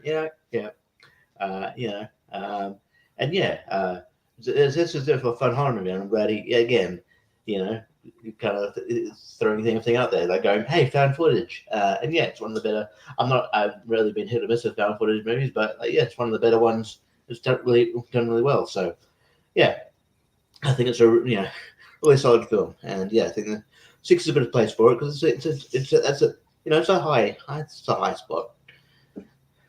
That we're going to move into the top 5. Dan, what are you going to vote for at number 5? Well, you guys didn't vote for it last time. Let's see if y'all go for it this time. I'm going for Trap. Chad, what are you going to vote for at 5? At 5, this is getting really hard. I did like Trap actually. You like it better than 5? I did have it at 5, and then I moved it up actually. I'm gonna break some hearts. I'll go Unbreakable. Wolf, what are you going to vote for at number 5? Man. Chad, we're not talking after this. I'm going to go with Trap as well. So, Richie, what are you going to vote for at number 5? You're not going to set me out to break my heart, Chad. Because I'm not going to fall into your trap. There you go. There you go. See, I'm gonna vote Unbreakable, but Trap is going to be at number 5. And I'm just dodged the bullet there, Wolfman. We dodged the bullet. Oof, missed it by that much. Yeah, I'll tell you what. I really like Trap a lot. Josh Hartnett was so good in this movie, but the thing is, M. Night Shyamalan's daughter can't sing her way out of a paper bag. She's terrible. Those songs are god awful. The concessions guy who was selling the T-shirts, hilarious. Great post-credit scenes. One of the better ones I've seen in a while. Reminds me of the post-credit scene in Get Out with Lou Howery. The wife, the neighbor, or the mother of the mother of the one girl who was picking on the other girl, and then they saw her on stage where she was the dreamer girl, and she's like getting into it with her daughter in the crowd. How the hell did she get up there? And all this stuff. And then how about the meta? Haley Mills, the Parent Trap is the FBI agent. What a meta move that was by M. Night Shyamalan. I like Allison Pill. She's in one of the kind of the season of Picard people don't like, but I actually didn't mind her in that. But yeah, I actually really like Trap more than I thought I was. My buddy who has a horror podcast, Wolfman knows him. His name is Lee. My buddy, Drum Dums. I saw his review. He's a super good guy. I mean, as nice as they come, but he absolutely crap. He sat right next to me in the theater for it, and I was laughing. I was enjoying myself. I mean, you got to laugh at this movie, So I had it at 6, but I swapped Visit and Trap. But spoiler warning. I didn't spoil anything, did I, Malcolm? No, you didn't. I was going to try and get in before you. I was going to say that there could be spoilers when we talk about this. Oh, I apologize. I didn't spoil anything, though, did I? Well, no. But I just put it up there just So are we allowed to? So are we allowed to talk spoilers if there's a spoiler warning? I will say you can go slight spoilers. This is more people watching this. It's why I put the banner up there. But Yeah. Oh, I gotcha. I apologize. It has only just come out too. So, but as I said, you're good. I don't think you spoiled anything too much. But that's why I put the spoiler warning there, so that people watching know that to either mute us in there. But Jay, what are your thoughts about the trap? I don't get out to the theater much. I try to go as much as I can, and then when I was doing this, I was like, all right, I'm gonna make an effort to get out and see Trap, and I did. And I was very glad that I did, because I was like wondering if I was gonna dig it. I was like, I don't know, M. Night Shyamalan is iffy. Like, it depends on, you know, how you vibe with the movie. Like, anybody can vibe any which way, because he just makes interesting movies, you know, unless it's just really, really bad or something, which I say most of them aren't. And I think Trap is just really fun. And I was just like, I saw it, I liked it a lot, and I was like, where do I rank this? And I was like, look, he's got some old classics that are just so good, like Unbreakable. And I was like, you know, can I rank it above that? And then I was like, nah, I can't. And I put it at 5. And then I was like, I really like Trap. I'm gonna put it up, you know, maybe try to get it a little bit higher, just because I think it kind of rules in a lot of ways. And so I put it at like 3. But yeah, I could easily see this being at 5. That's top 5. That's really cool for like a new movie that just came out. That means that people still kind of like this movie, and that, you know, M. Night kind of hasn't lost it. So I'm glad for that, and I really dug it. I actually disagree a little bit with Dan just on the musical part. I think it might just be like musical taste. Like, it's not like my favorite type of music or anything like that, but I thought the production level that M. Night like went through to make what looks like, you know, a Taylor Swift concert come to life, so that he can have this whole plot be orchestrated around it. Like, whether you like the music or not, I just think it was really cool. But also, I will say, in the movie, Josh Hartnett's daughter loves the music for all of us combined anyways. So it doesn't super matter. But yeah, I like the production level. I like the, you know, the people that joined like her on the stage and stuff coming out, and the hype that was around it, all the teenage girls that were getting so excited. And amongst this, there's a whole plot that's happening to try to catch this guy. And all this is like in the trailer and stuff like that. So I'm not really ruining anything there, but I love Josh Hartnett a lot. And so this was a big appeal for me. So to go into this movie and see him have a lot of fun, and then also be able to like exercise his range and be like, I think this is probably one of like the really like better like sociopath performance that I've seen, because you know, he's playing it really cool, calm and collected all the time, even when like there's so much pressure. But then when he has to go really hard and get angry and stuff like that, you know, he goes really hard. But that smile that he puts on his face all the time, like, you know, when he's just like, if he's like telling someone what is actually going on in this movie, there's certain parts where he tells someone, and then, you know, he's got a smile on his face when he's doing it. And I'm like, he's having a lot of fun. The audience is having a lot of fun. I was in an audience that was just cracking up during this movie. Yeah, I love a lot of the performances. I love the production level. I think this movie is just like so interesting because he decides to follow someone that would be like the villain in a movie. So like a whole antagonist type of thing. That I thought was really cool, because I love stuff like Breaking Bad and things like that. So, yeah, honestly, I to talk about it like further, I think, but I love to see him like walk around and like, you know, try and figure out how to escape this thing. It is always kind of felt like a heist movie, just in like reverse or something like that. where it's like, how do you figure out this trap and stuff like that? It's just a really cool idea, and I think the execution was pretty great. So, yeah, I don't know. I really like this one. Sorry, guys. Well, I never got a chance to finish Malcolm. I just wanted Oh, to sorry, Dan. one quick thing.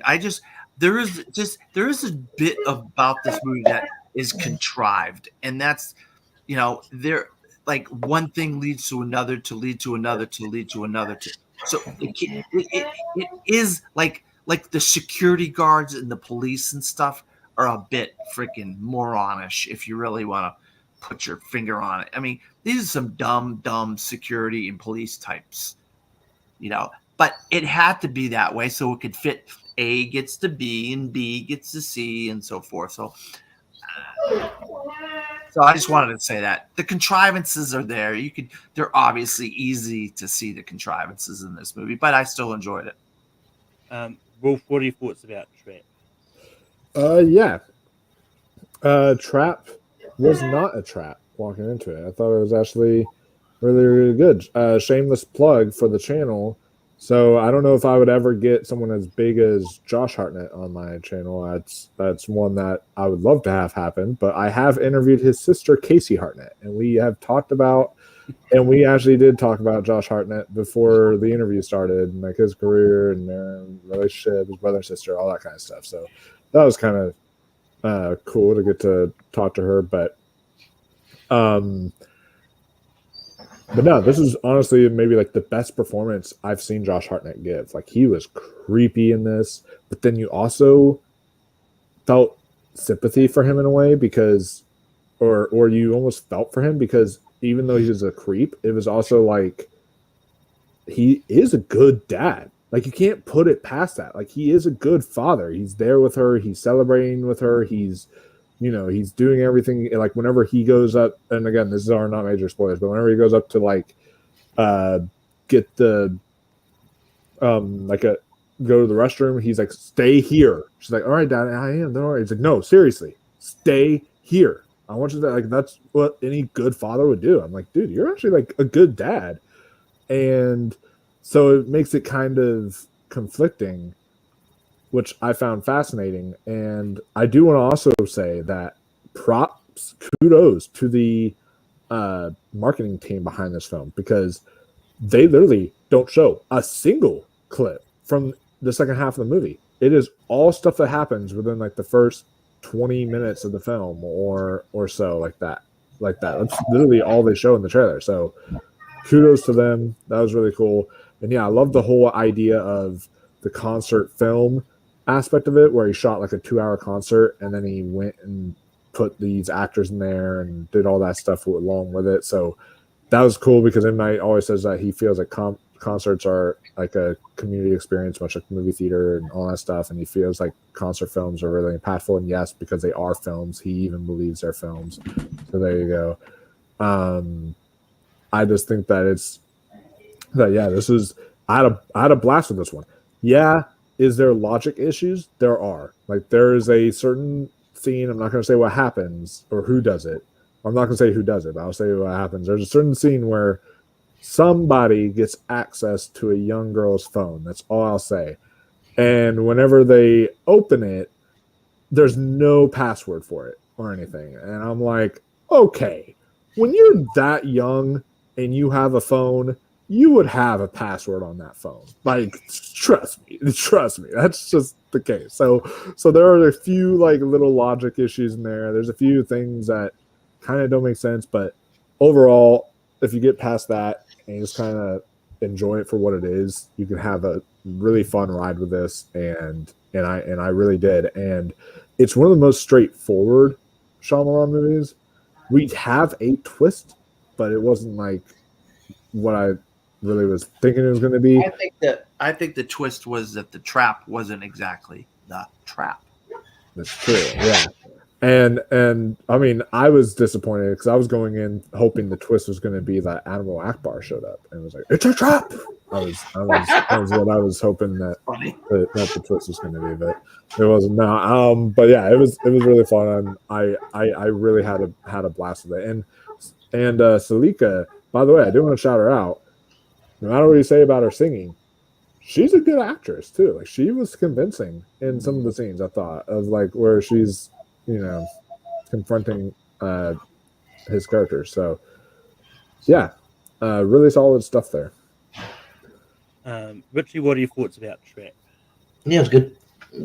No, yeah, I thought I really liked it. Really, fucking dogs are annoying the shit out of me.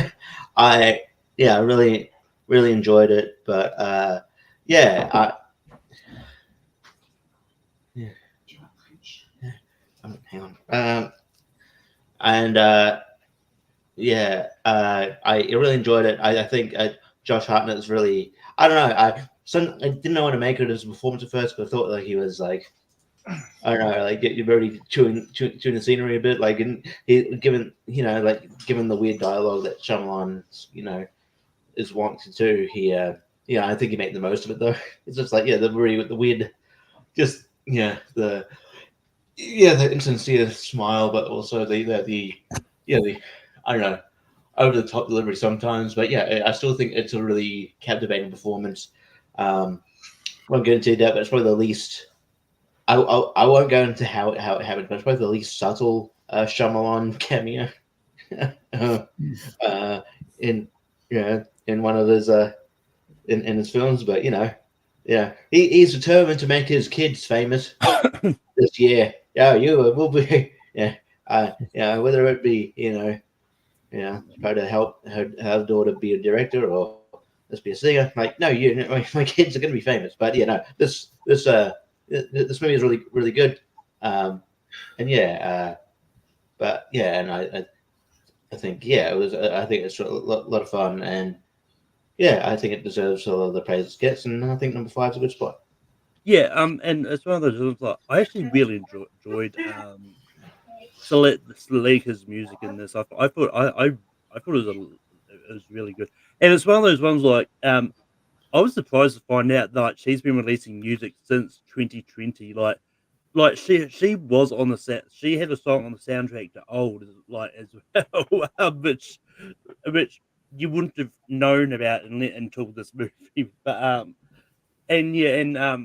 like apparently in an interview, the way M Night pitched the movie is basically what if the Silence of the Lambs happened at a Taylor Swift concert, because everything about this concert, it's pretty much like everything that would typically happen at a Taylor Swift concert. You got the M Night character, these spotted loaded the person to get up on the stage or get the 22 hat, and that it's just a lot of fun. And if I had a nickel for every horror movie that's coming out in 2024 set at a concert, I would have had 2 nickels. But it's better happened twice. I probably butchered that quote, but yeah, I had a lot of fun. This would have been my number 2, and but it's one of those ones like there's some of those logic issues didn't bother me too much, but they bothered me enough me to maybe not give this a full 5 out of 5, because especially with some of the things that he takes, like the key cards. How does the other person not notice that their key card's missing for a long chunk of that time? You don't see him getting those key cards back to those people, or the fact that the police don't notice that one of their walkie-talkies is missing. But it's just one of those ones. But it's just those are just some small nitpicks that just didn't bother me too much about the movie. But moving on, Chad, what do you have for number 4? Number 4, I'll stick with Unbreakable, I guess. Wolf, what do you have for number 4? My number 4, I'm going to say Split. Richie, what do you have for number 4? I saw the signs. Yeah, in my signs. I'm going Unbreakable. And Signs. Dan, what do you have for Signs? So it's a tie. Signs and Unbreakable both have 2 votes. Wolf, You're the only one that didn't go for either of them. Which one are you going to put it for? Well, I'm gonna be breaking hearts here, but since Signs is my number one M. Night Shyamalan movie, I guess we are gonna have to go Unbreakable. Are you kidding me? Are you kidding me? I don't want to either. I said Split, and all the other people think apparently it's better than Unbreakable, and that's kind of we'll get to it. But Chad, what are your thoughts about Unbreakable? I think Unbreakable is great. It's one that like I didn't understand when I first saw it because I was like a kid, and then when I got older and started to watch this a little bit more, I was like, oh, this is kind of brilliant. I love the like kind of superhero take, but it's like very realistic, and it's fun to see this man, like the big kind of like hook was he was on the train and he was in that crash and like barely a scratch, no scratch on him or something like that. And, it was a really cool hook. Bruce Willis, a big name actor in this movie. And it was fun to see him and like his son test his strength and stuff was just cool. And then like him trying to figure out if he could use it for good and stuff. And then seeing the other guy who has like the complete opposite problem, but he's like insanely smart. It just like seemed like a really cool like origin story for a superhero, but just like in real life. And I think that's a really cool hook. I think it was really well executed. I like the twist. I think the twist is insane. It's one that makes you go like, oh shit, dude, that's not cool. I like it a lot. I like the use of color and stuff. I think when he wants to be, Shyamalan can be a very good filmmaker.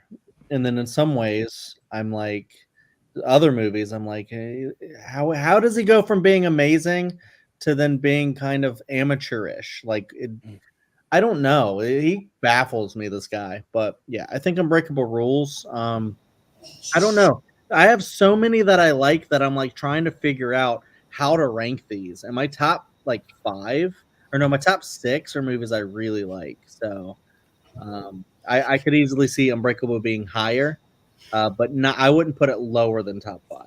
I really like Unbreakable. But Wolf, what do you say about Unbreakable?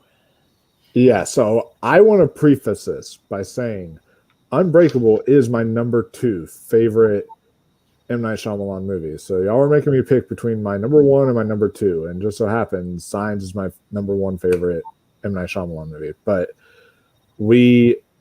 Unbreakable is one that once we get to Split, I want to hear why y'all think that this is better, that one's better. Just talk about Unbreakable. Shut up. Okay, but no, I really like this one a lot. Bruce Willis gave an amazing performance. I thought he was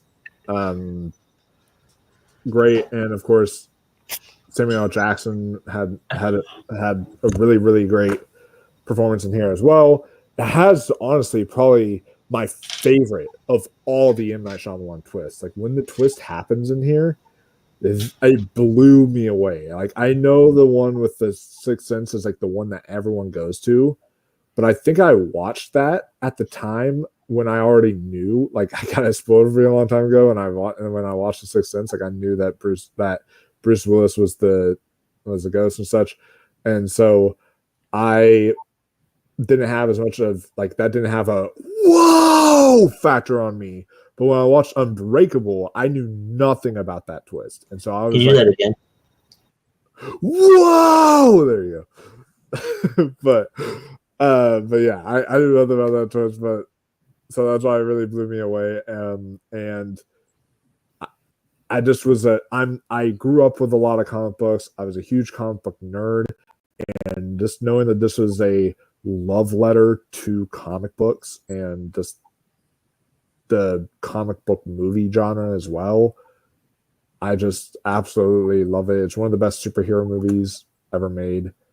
I think it's incredible, and just to see a origin story like this of David Dunn, who's just basically like a normal guy, and just seeing his transition into what he becomes is really, really fascinating. So, yeah, Unbreakable to me is truly masterful. And when we do my top 128 episode, starting on August 9th, y'all will be seeing Unbreakable and Signs both in there because I love them a lot. So, yeah. Richie, what do you have to say about Unbreakable? Yeah, it's a great film. Yeah, I took a couple of watches because like I think me and Chad are around the same age, so I was around a kid when it came out, so didn't really get some of the elements of it. But yeah, it's a sort of great gripping film and superhero movie, unlike any other movie I had seen at the time, and yeah, one of the better superhero movies in existence. And yeah, solid, great performances by Bruce Willis and Samuel Jackson, and yeah, I think it's one of his best, and not number 4, but here we are. Richie, I was 3 years old when this movie came out. Fuck you, just bullshit. That doesn't happen. People are that.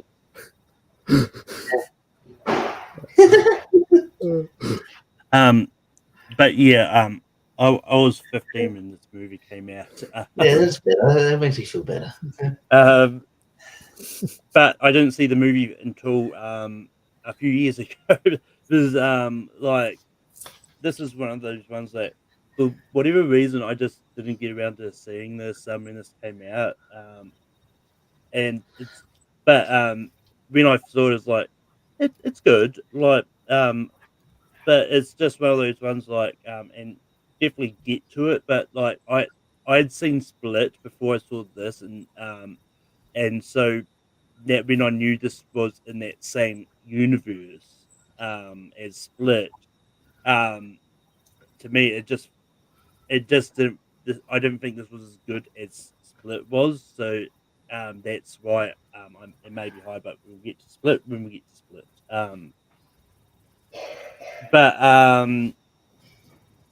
But yeah, but I did like Unbreakable. I do think it's a good movie. It's just that I like other movies more. But Dan, what are your thoughts about Unbreakable? Yeah, I mean, at this time I was 25 years old. So wow, that's good. Yeah, 2000 I was 25 years old, and I at that time I probably had 300,000 or 400,000 comic books in my collection. My brother and I did, and I was a huge comic book fan. So this really, I was really gravitated towards this. But the thing I took away from this is every villain thinks they're the good guy of their own story. They don't think they're the villain of their own story. And Samuel Jackson's Glass didn't think he was the villain of his own story. You know what I mean? Even though, the twist proves that he was the villain. You know what I mean? But Bruce Willis was he was in a sweet spot in his career in the 90s, and he was just hitting great movie after great movie. And he had now 2 for 2 with M. Night Shyamalan at this point. You know what I mean? So, I love this movie. The kid in Unbreakable is in Gladiator. So how about what a year 2000 was for him? He's in Unbreakable and he's in Gladiator. The same kid. But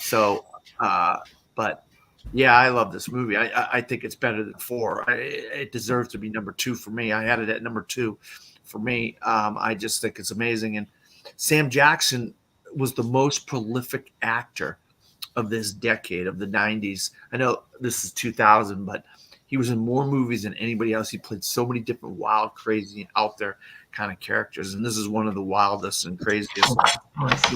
I loved him. I loved Sam Jackson in this, but I also liked Bruce Willis too. So yeah, Unbreakable, great film. All right, it's time to move on to number 3. We've got 3 movies, which is Signs, The Sixth Sense, and Split. All the S's. But Wolf, which of those S movies do you have at number 3? Yeah. So the one I'm going to go with is the one that begins with the letter S, and that is Split. I'm going to be sticking with that. Richie, what do you have for number 3? Well, the right answer actually is Signs. That's what my dog That's the said. wrong answer.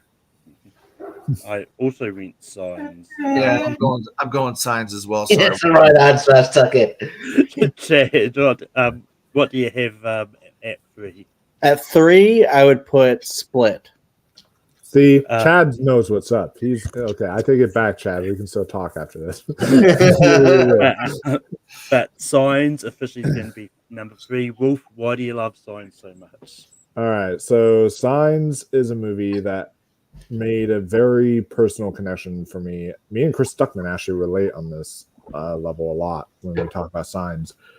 And Signs is something that there's the films that made me fall in love with cinema, like, you know, Lord of the Rings and like Empire Strikes Back, stuff like that. But then there's this movie, which made me want to actually become a filmmaker. This is what made me want to get into the industry myself, start writing, start doing stuff like this, because I watched it and I said, I want to make that. And what I meant, and why it connected to me on that way was I saw something. This is the first time I saw something like this, where you're watching a story that overall is like an alien movie, right? But it really has nothing to do with the aliens. It's about faith, about redemption, about family, about finding yourself again, about all these really powerful, deep themes.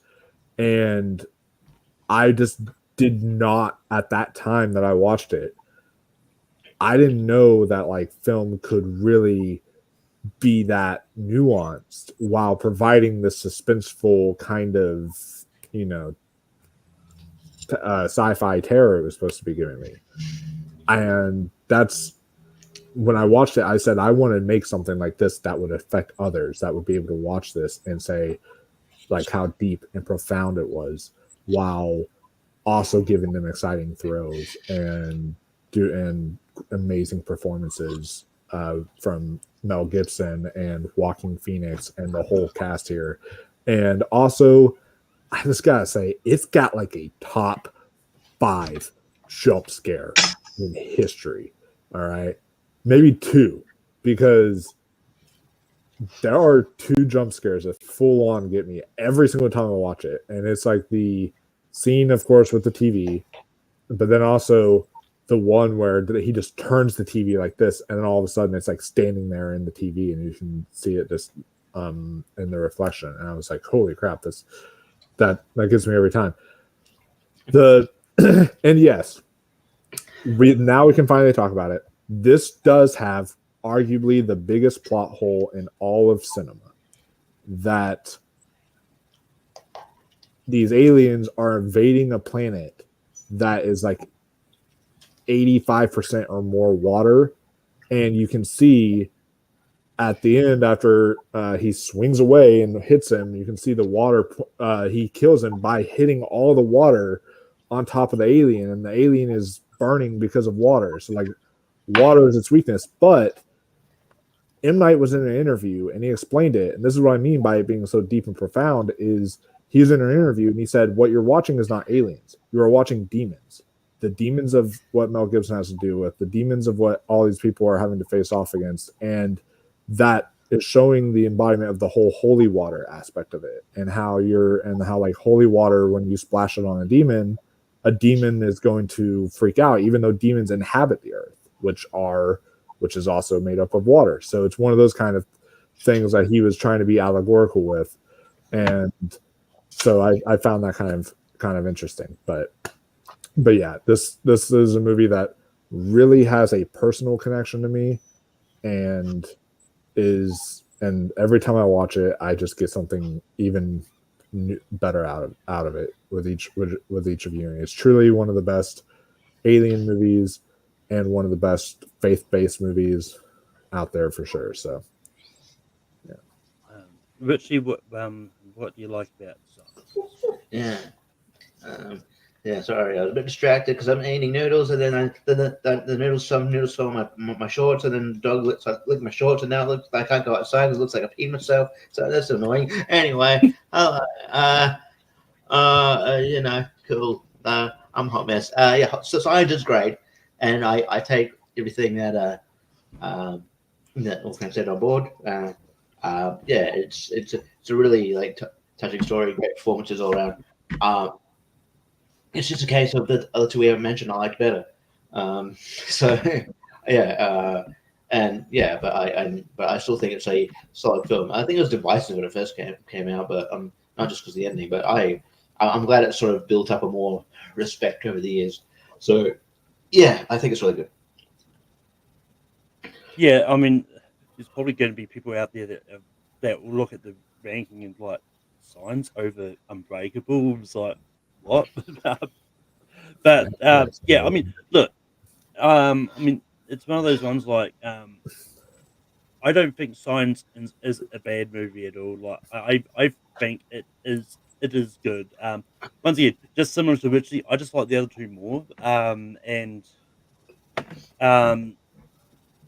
yeah, but so yeah, I don't really have much more to add. That I think Wolfman pretty much said everything about the movie that needs to be said. But Dan, what are your thoughts about Signs? Yeah, Wolfman did say a lot, but I like the the sci-fi aspects of it. It is a profound movie in a lot of ways. I like the fact that we hadn't canceled Mel Gibson at this point, and Joaquin Phoenix was coming off of like Gladiator and stuff like that, and we had this kind of pairing of two people that what an interesting pairing, the two of them, and I love the sci-fi aspects of it and stuff like that. But yeah, this is in the sweet spot. This is still in that sweet early spot for Shyamalan, where he was making some decent movies I could say I would recommend. And then before he fell off a cliff, and I wouldn't recommend any, about 4 or 5 in a row there. So, but I really like this a lot.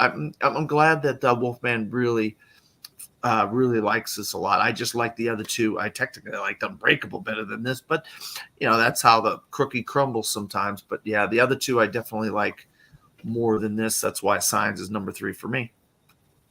And Chad, what are your thoughts about Signs? I have Signs at number 2. I just think like when I think of M. Night Shyamalan films, I think this is like one of the Shyamalan films. It's not my number 1, but I think it's up there. And I was rewatching part of it. I didn't get all the way through for this. I was rewatching it because I was like, I need to actually do a full Shyamalan watch. And I think I'm going to keep continuing and watching through all of them, and then redoing my ranking a little bit here and there just to see. But yeah, I think Signs is an extremely solid movie. Pretty much one of the best, if not the best, of his filmography. I don't pray to it in like a corner like Wolfman does apparently, but I do understand the respect for it because it is really great. I'm also a big Stuckman fan, and I remember seeing so many videos of him talking about how that movie like defined him and stuff like that. And I think that's really cool. And watching it, I get it. When people used to call him the next Spielberg, which now people would go, what? That's insane. But like when he was making stuff like The Sixth Sense and Signs and things like that, people were like Unbreakable. People were like, he's got something. This guy's going somewhere. He's going to be like the next great filmmaker, not just horror, but filmmaker. And one of his movies was nominated for Best Picture, and then it just went downhill kind of after that. But Signs was still, I think, pretty phenomenal. I like all the people in it. I like the concept. I mean, you've always heard stuff about like the crop circles in the cornfields and the aliens and all this stuff. I don't know. I haven't thought about the whole like demonology thing, but that would make sense because it is about a priest. So, I can see stuff like that, and I can see like digging deeper into the movie to see the themes. I don't know. I guess I understand like the water hurting the alien. People roll their eyes at it, but I'm like, how hard do people roll their eyes when they're watching The Wizard of Oz? And they still call that one of the greatest movies of all time. And, you know, the witch dies of water. If you start thinking about that too hard, you'd be like, isn't she thirsty sometimes? How does this witch like survive? But yeah, anyways, I don't really think about that twist like too much like that. I think the rest of the movie is just super solid. Yeah, it's really creepy.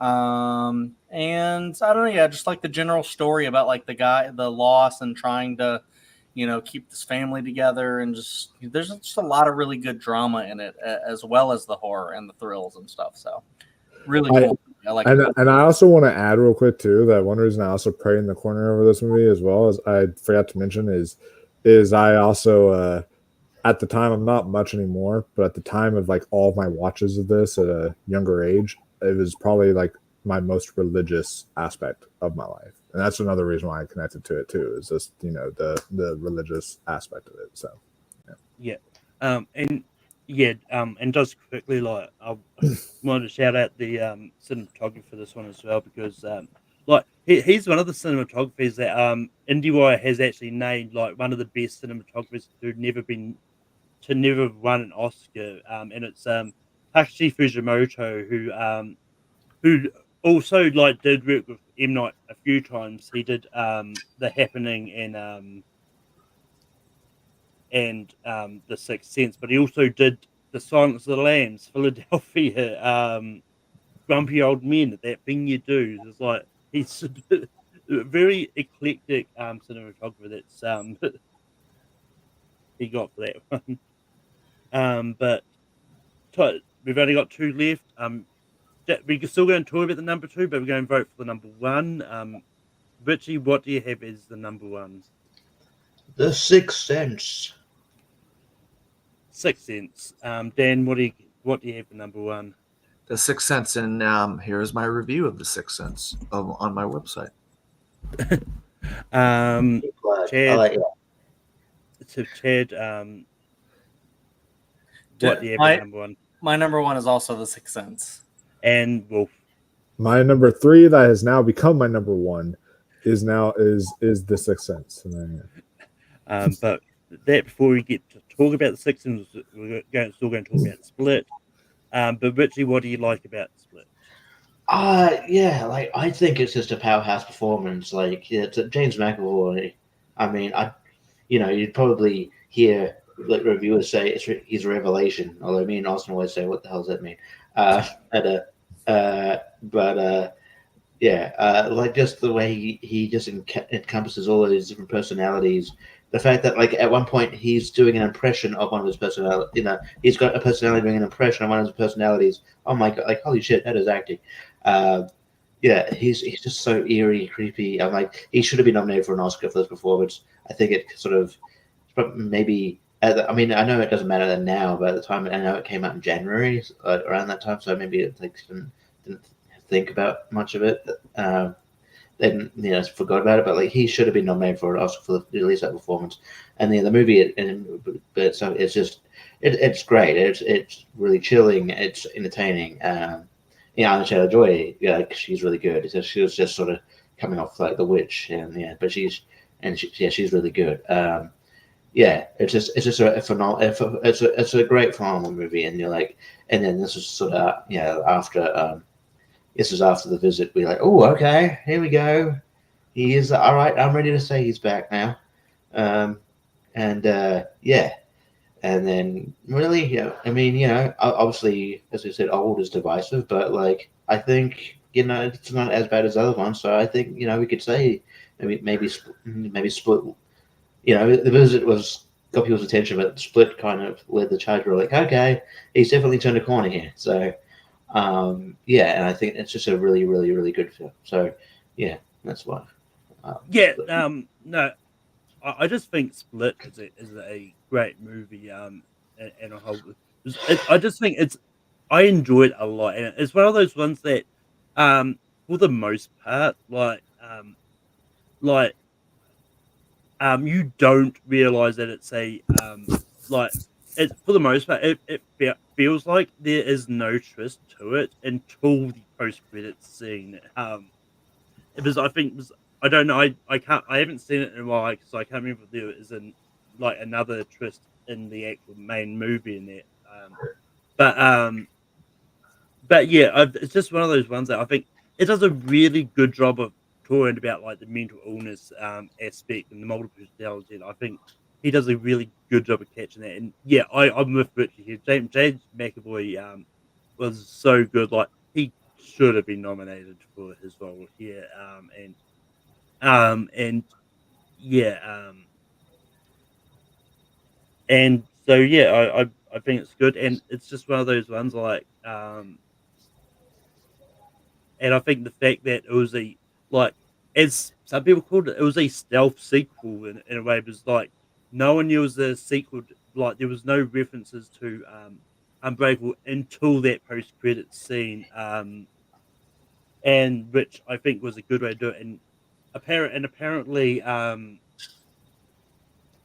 Night did say in an interview, because in Unbreakable, I think David Dunn encounters a couple of characters which he confirmed to be younger versions of Kevin and Penelope Crumb from Split. But yeah, I don't know which two he was talking about in that. But Dan, what are your thoughts about Split? Yeah, I mean, I'm going to kind of reiterate what these guys said. I think James McAvoy, I mean, I liked James McAvoy before this, but he really showed me what he was capable of, especially when I think he was playing a woman. One of his personalities is a woman and stuff. And the demon, the fact that they alluded to the demon and Unbreakable and stuff like that in the comic books and stuff, and it fitting into and you hear that music playing when you say, is that what I think it is? Is that it? And then you see him sitting at the bar.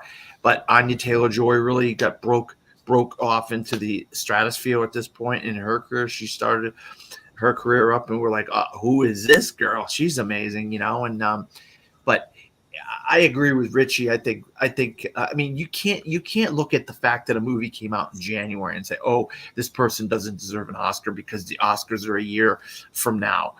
I mean, if a great performance is a great performance, and this guy played, I believe we see 11 of his 23 personalities in this character. I mean, a man is playing 11 different people, even though some of them are more than others.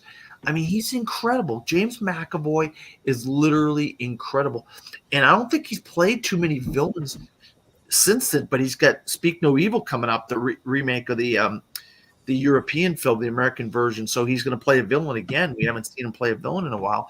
And I just think the fact that we got to see this trilogy come with this one, because this broke off, it was so popular that we got to see the third one. We got to see this completed trilogy. M. Night Shyamalan, I think was fantastic, because I think nobody saw this coming. You know what I mean? It was this M. Night Shyamalan movie, and people are like, okay, another M. Night Shyamalan movie in January. What can go wrong? And then bam, it turns out to be one of the best movies of the year that year. You know what I mean? But yeah, I absolutely love this movie, and I think it's incredible.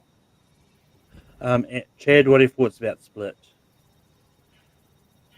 Yeah, I agree with what everybody said, pretty much. It's been a while since I've seen it all the way through, so I don't remember a lot about how the whole third act plays out with the beast and all that. I think is kind of interesting, but I'm not sure if I love the direction that it went overall. But honestly, I think a lot of the way the execution overall I think is really good, and I like the whole I don't want to say twist, but the idea of it and how they portray dissociative identity disorder, and how you guys talked up the performance so well. It is really, really good. And I like the idea when you're trying to figure this out, and then you figure out it's weird. I can't remember exactly how they put it, but it was the main personality that you thought it was was actually acting as a different personality or something like that. So it's just like, it feels like, that's how good the performance was, where it's like, what you thought he was, he wasn't. And, it's kind of like an, inception of personalities and all this stuff, and just juggling all this stuff with, Hedwig, who's probably the best one because he's hilarious. And Anya Taylor-Joy is incredible in it. That's the right actress, right? Yes. Yeah. Is incredible in it. And, I love it's like kind of like a kidnapping story at first, and then there's just so much more to it. And it's just the way it unfolds is just really, really cool. It is one that it's weird that I haven't revisited this, because I remember really, really liking it quite a bit. I'm not sure. I don't know if I would put this. I think I did in my ranking put this above Unbreakable, but they're both very similar to me. They're similar in, I think, their quality, but like different in like how they are. And so I also think I kind of wish maybe they didn't do the twist and it was just a really cool movie on its own. Maybe I'll do what Malcolm was talking about and just rewatch all of them like as a trilogy, and then see if Glass works for me on another level there, and then maybe I'll feel different about that. But at the time, it was a cool reveal. Like, whoa, Shyamalan's doing something. This is crazy. It's a really good movie. I like it a lot. And Wolf, what are your thoughts about Split? Well, that word describes M. Night Shyamalan's filmography for a lot of people. Split. There you go. It's funny he made a film titled after his filmography. But yeah, no, I really like this one a lot. I would even say that like he isn't even fully a villain in this movie. That's what makes it interesting. That's whenever he's Kevin, I think was the personality's like name. Whenever which is actually the real him, I think, but the real character. But whenever he's him, he's like he wants to help them. You feel sorry for him and all that, and then he'll snap back into one of his other personalities.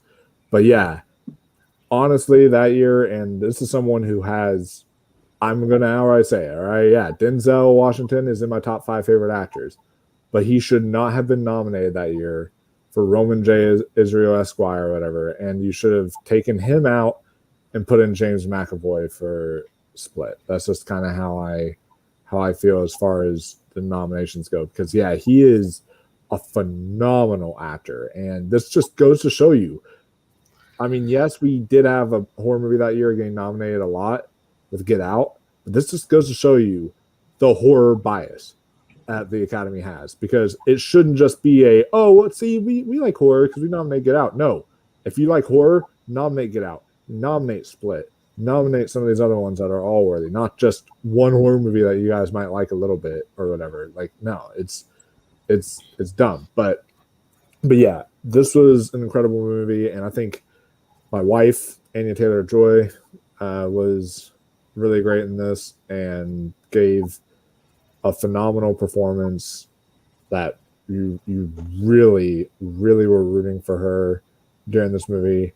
And Haley Lou Richardson also has a fun little performance in this too. She's in this and she's really good. And then who was the third one? Oh my god, I forget. Manila Stenberg? No, something like that. It was because there's 3 of them that he ends up capturing. It was Jessica Sula. So yeah, I don't really know her that much. Yeah, me neither. Yeah, but Haley Lou Richardson and Anya Taylor-Joy, I'm big fans of. So I was glad to see them in here and giving the performance they did. Betty Buckley was great in here too, as like the therapist. Yeah, it's a much more grounded movie, but also really like intense, really terrifying at parts. When the beast gets let out, like that is a full-on transformative performance. Like, yeah, this was really good. And I did like the twist. I remember I never had the twist spoiled for me. I remember sitting there being like, whoa, what? This is cool, because it was the first time Ty West did it later on with X, but it was the first time that we saw a filmmaker make that wasn't already in a universe like the MCU and all that kind of stuff. Make a film, a completely original film, tie into one of his other original films, like in that way, and make it like a kind of whole trilogy off of it and everything. So yeah, really impressive stuff. Really impressive camera work in this movie as well that I really liked a lot. So, great movie. Yeah, Jessica Sula was in the movie Mellium from last year. She was also in Godless, apparently, which is a great TV series if you haven't seen it. Yeah. But she's also going to be playing LaToya Jackson in the Michael biopic next year. But it's time to move on to The Sixth Sense. And yeah, this is one of those ones that I actually did rewatch for this. It's been a while since I've seen it. I kind of wanted to refresh myself on this, and it's one of those ones like no matter how many times I watch this, like even though I know the twist, like at this point, it's always going to be something that's still going to get me in that, and so I still think it's a really good movie despite you actually knowing the twist. And yeah, and spoilers for a 25-year-old movie, like Bruce is dead in the movie. But it's just one of those ones that it's still a lot of fun just sort of seeing everything you may have missed, and just sort of all the small hints is like as well as like of that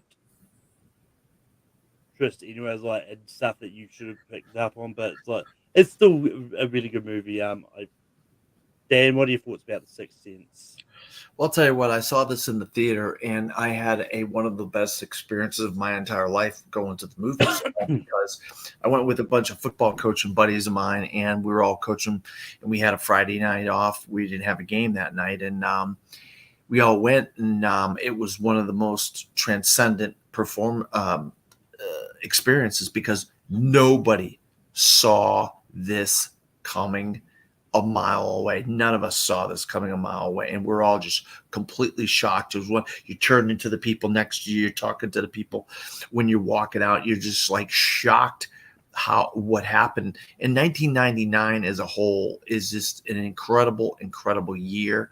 I just still to this day, I don't think we've had a year as great as 1999 since 1999, and it's just like massive, like Nolan, Spielberg, Scorsese, M. Night Shyamalan. I mean, it's like banger after banger after banger. Not to use Seamus, but Seamus, that's a good one, Seamus.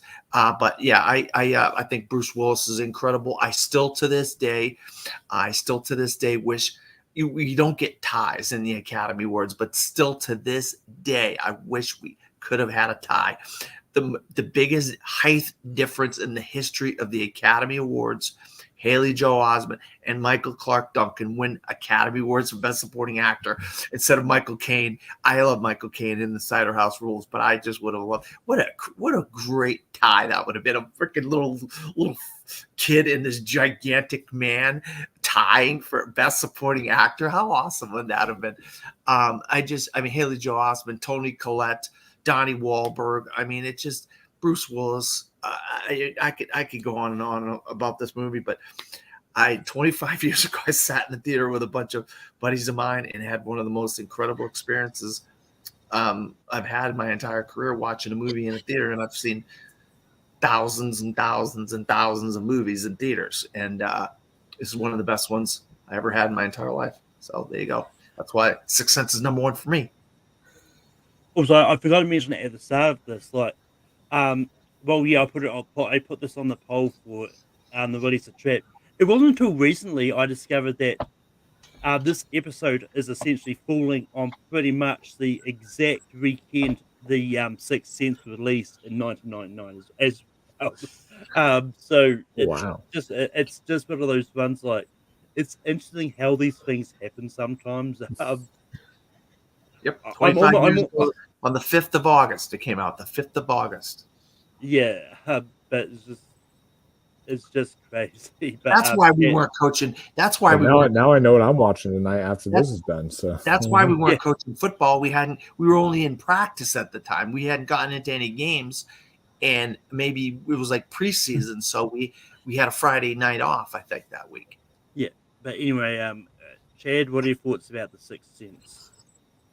Yeah, honestly, this is easily my favorite of his entire slate. This was my number one. My number one, just regular number one.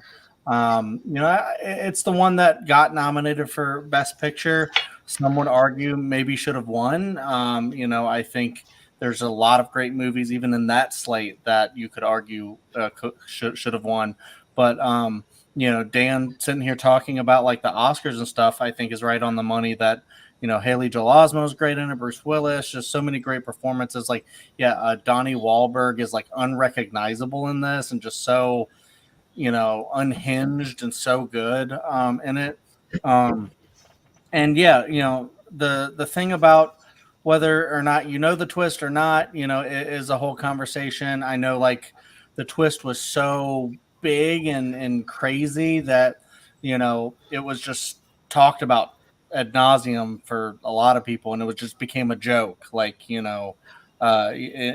fact, people would make the joke where it'd be like Bruce Willis is dead at the end of, or is dead the entire movie of The Sixth Sense, and then someone would go and pretend like they didn't know, but they knew. I mean, in Scrubs, there's a whole plot point of an episode where the janitor is trying to watch The Sixth Sense, and then he spoils a sports game result, so then Dr. Cox spoils The Sixth Sense for him, and it's funny because everyone already knows about The Sixth Sense. So it's fun with the twist.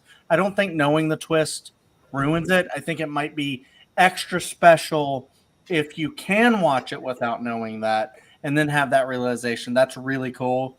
But I still think it's a really great movie, even knowing, because then you can actually rewatch it and just kind of see how he pulled the trick, like like right in front of your face, which I think is such really cool. I remember I didn't see this until like, I think a little while after it came out. I wasn't like an OG like Dan because I was not, I was scared of horror movies when I was a kid. And like my dad one time was like, "You want to watch The Sixth Sense with me?" And I was like, "No, thank you."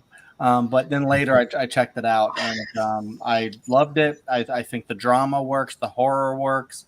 I do think sometimes, though, I will say, I kind of wish that Shyamalan didn't go deep into showing all of the ghosts all of the time in graphic detail, like the kid with the back of the head and the people hanging. A lot of the times I'm like, it doesn't look so great to me nowadays. So I'm like, I think maybe if like they would have just showed like his face and showed the horror on his face or something, or showed it from like a peripheral or something, maybe it could have been a little bit creepier. But that's a huge nitpick because I think the story is excellent, and in particular, I didn't even mention like maybe the best parts, like Toni Collette is one of the best parts, especially like the whole thing about like her and her mother and like the connection that she makes with her son, and he talks about like she watches you dance and stuff like that. That'll make you cry. It definitely does me. And the whole creepy thing with like Misha Barton and what her mother did, and just oh man, it's so creepy. There's a lot of great stuff in this movie. I think it's a pretty dang great movie, and I love it. It's my number one. Real quick, I forgot to say, I wanted to mention the soup. I mean, the soup stuff is some of the most chilling, bone-chilling stuff in the entire movie. You got this subplot that's going on within the context of this movie with the soup, and you're like, what the heck is going on with the soup? And you're like, wow, when you find out, it is chilling, literally chilling what happens with the soup. And wow. I wanted to mention that the first time, Malcolm, and I forgot. So sorry, Wolfman. But Wolf, what are your thoughts about The Sixth Sense? So, first off, I want to say it's funny that I remember a friend and we all went to go see Glass together because It was a big. They saw some of the M. Night Shyamalan movies, like Signs and a few other ones, and my best friend watched it, who was with us, and then his brother never watched The Sixth Sense, and we went to go see Glass, and he was wanting to see The Sixth Sense at some point very soon, and we watched it because like their last name was Glass, and it was like funny, so it was like a funny joke we were making out of it. But as we watched it, there was that meta joke where James McAvoy's like, everyone knows the priest died at the end of The Exorcist. Everyone knows that Bruce Willis is the ghost at the end of The Sixth Sense. So now he's just sitting there being like, oh, okay, well, I got the twist spoiled for me. I had no idea that they were going to spoil the twist in Glass. And so it was just kind of it's unfortunate for him. Now he'll know the twist. But yeah, no, the twist is great. It's one of those films that I do catch more when I rewatch it tonight. I'll feel differently, but I feel like once you know the twist and once you know about it, it's not like as effective when the twist happens. But it still is really good. And Toni Collette definitely deserved her Oscar nomination here, but she also deserved it for Hereditary. And yeah, Haley Joel Osment, that would have been so funny because he's so tiny and Michael Clark Duncan's so big, and if they were on stage together, that would have been a really funny tie. I agree. But Haley Joel Osment was great in this, and yeah, Bruce Willis, one of the best performances he's given around the time he actually had hair. So it was, yeah, Sixth Sense is one of the better psychological kind of horror movies out there. If you guys want another plug real quick, y'all can see the video I did with Chadwick Webb talking about our favorite psychological horror movies, and this one definitely made the cut, so you guys can see that. That was really fun. But yeah, great. Chadwick Webb, I've heard of that guy. Yeah, really. But no, this was definitely one that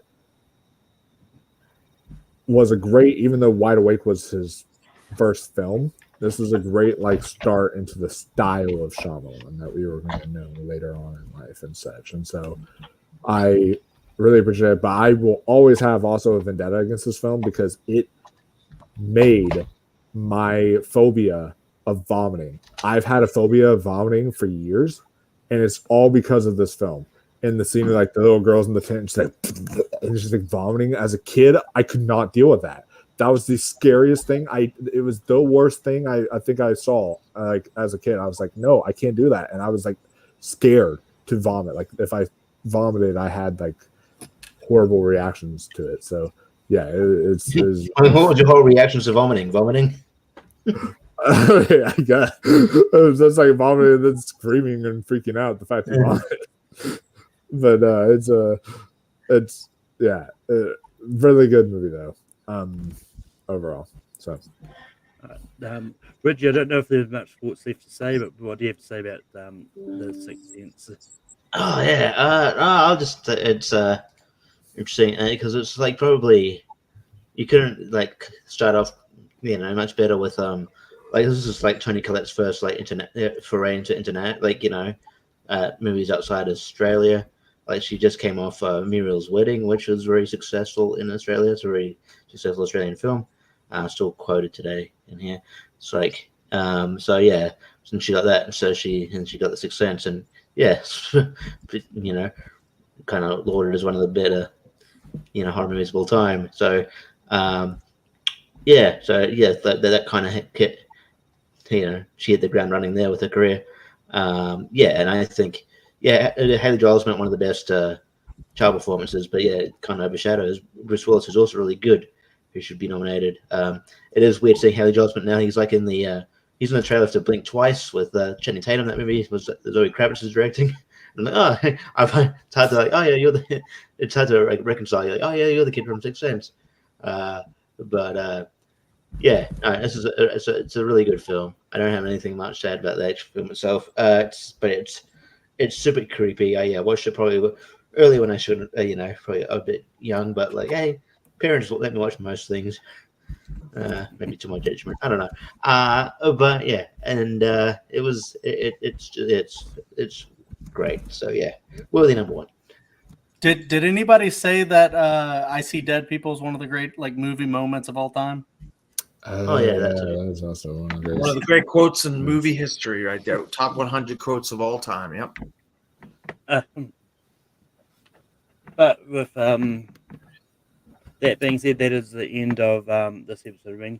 It was a little bit long, but did have a few movies to talk about here. But just to recap our top 15 M. Night movies, at 15 we had The Last Airbender, at 14 we had After Earth, at 13 we had Lady in the Water, at 12 we had The Happening, at 11 we had Old, at 10 we had Wide Awake, at 9 we had Glass, at 8 we had The Village, at 7 we had Knock at the Cabin, at 6 we had The Visit, at 5 we had Trap, at 4 we had Unbreakable, at 3 we had Signs, at 2 we had Split, and number 1 is The Sixth Sense.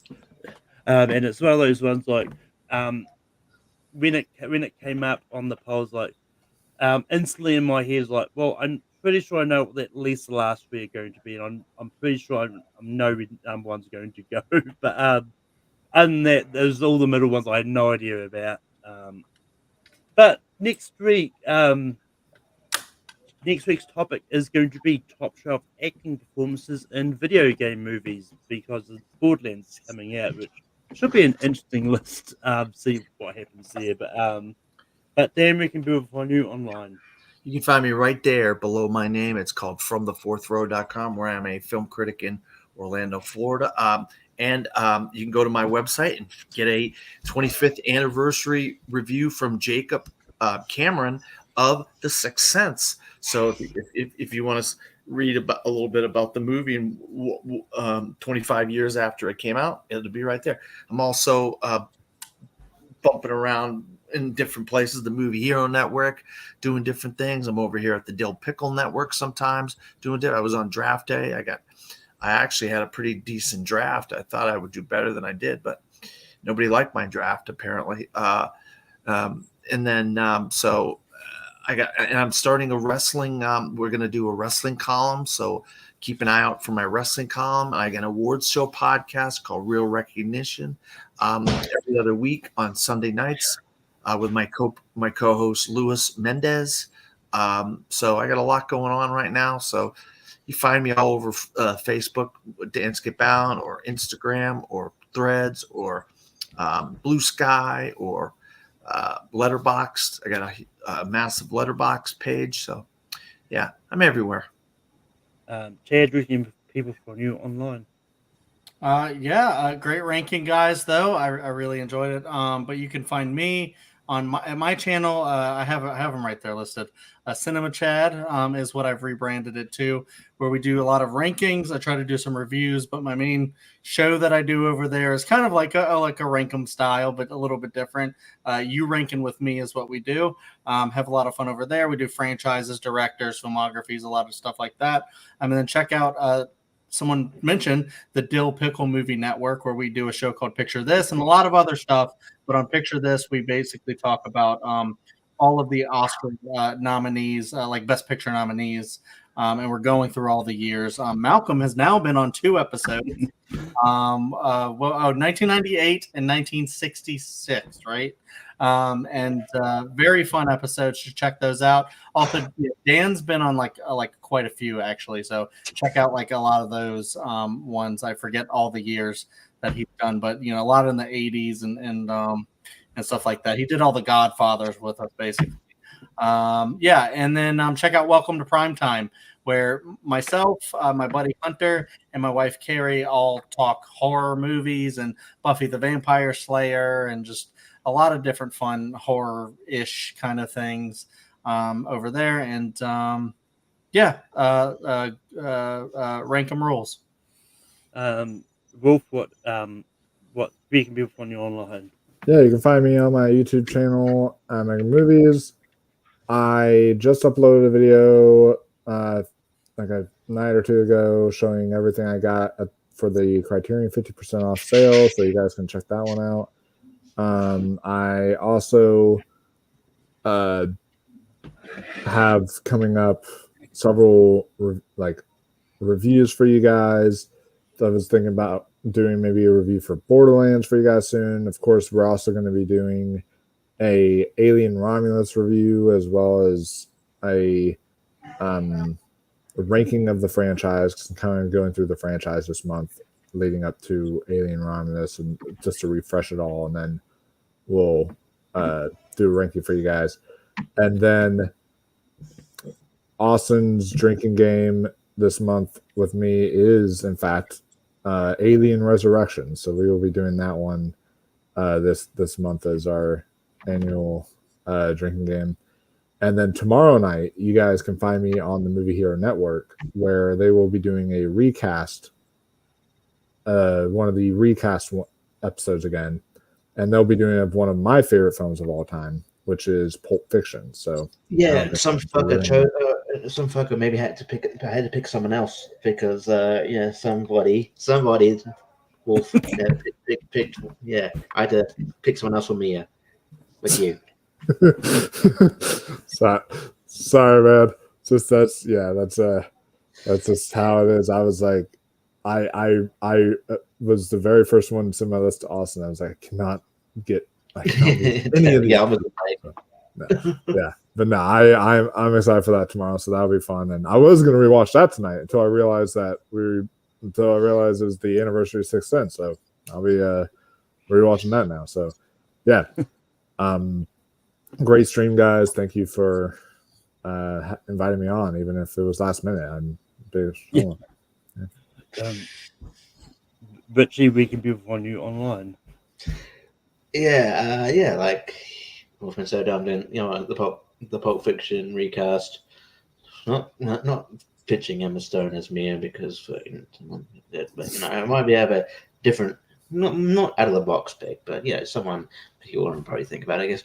And then other than that, Wheel of Movies. This week we will be doing just before Lonely Marks, we'll be doing Mallrats and sort of tribute to Shannon Doherty, who recently passed away. Shannon Doherty just passed away, so I think Jordan Anderson's going to be in that episode. And speaking of Lonely Marks, we'll be back recapping SummerSlam. Spoiler alert: it was a really good show. That show ruled. Talking news and whatnot. And I think we're doing a bit of a ranking style of Superstars of 2000s. I think that's this week. I don't know. You'll find out when you tune in. And other than that, I'm here there JPO's channel doing trivia and all that jazz. But you can find me here every Sunday night with Rankin. But you can also find me tomorrow on my show on my personal channel, Spear from the Past. We had to delay it from last week, but next week we will finally be getting into doing SummerSlam 2002. Speaking of Lonnie Marks, Jacob is going to be on that. It'll be a little bit later at 10 o'clock tomorrow night. And you can also sort of find me sort of popping up other places from time to time. I'll be on Tier Ranker Fights this week doing TV shows 2015 to 2017. Should be interesting. But until next time, we'll see you when we see you. Something a burglar would not want to see when he breaks into a house. Rob. Naked grandma.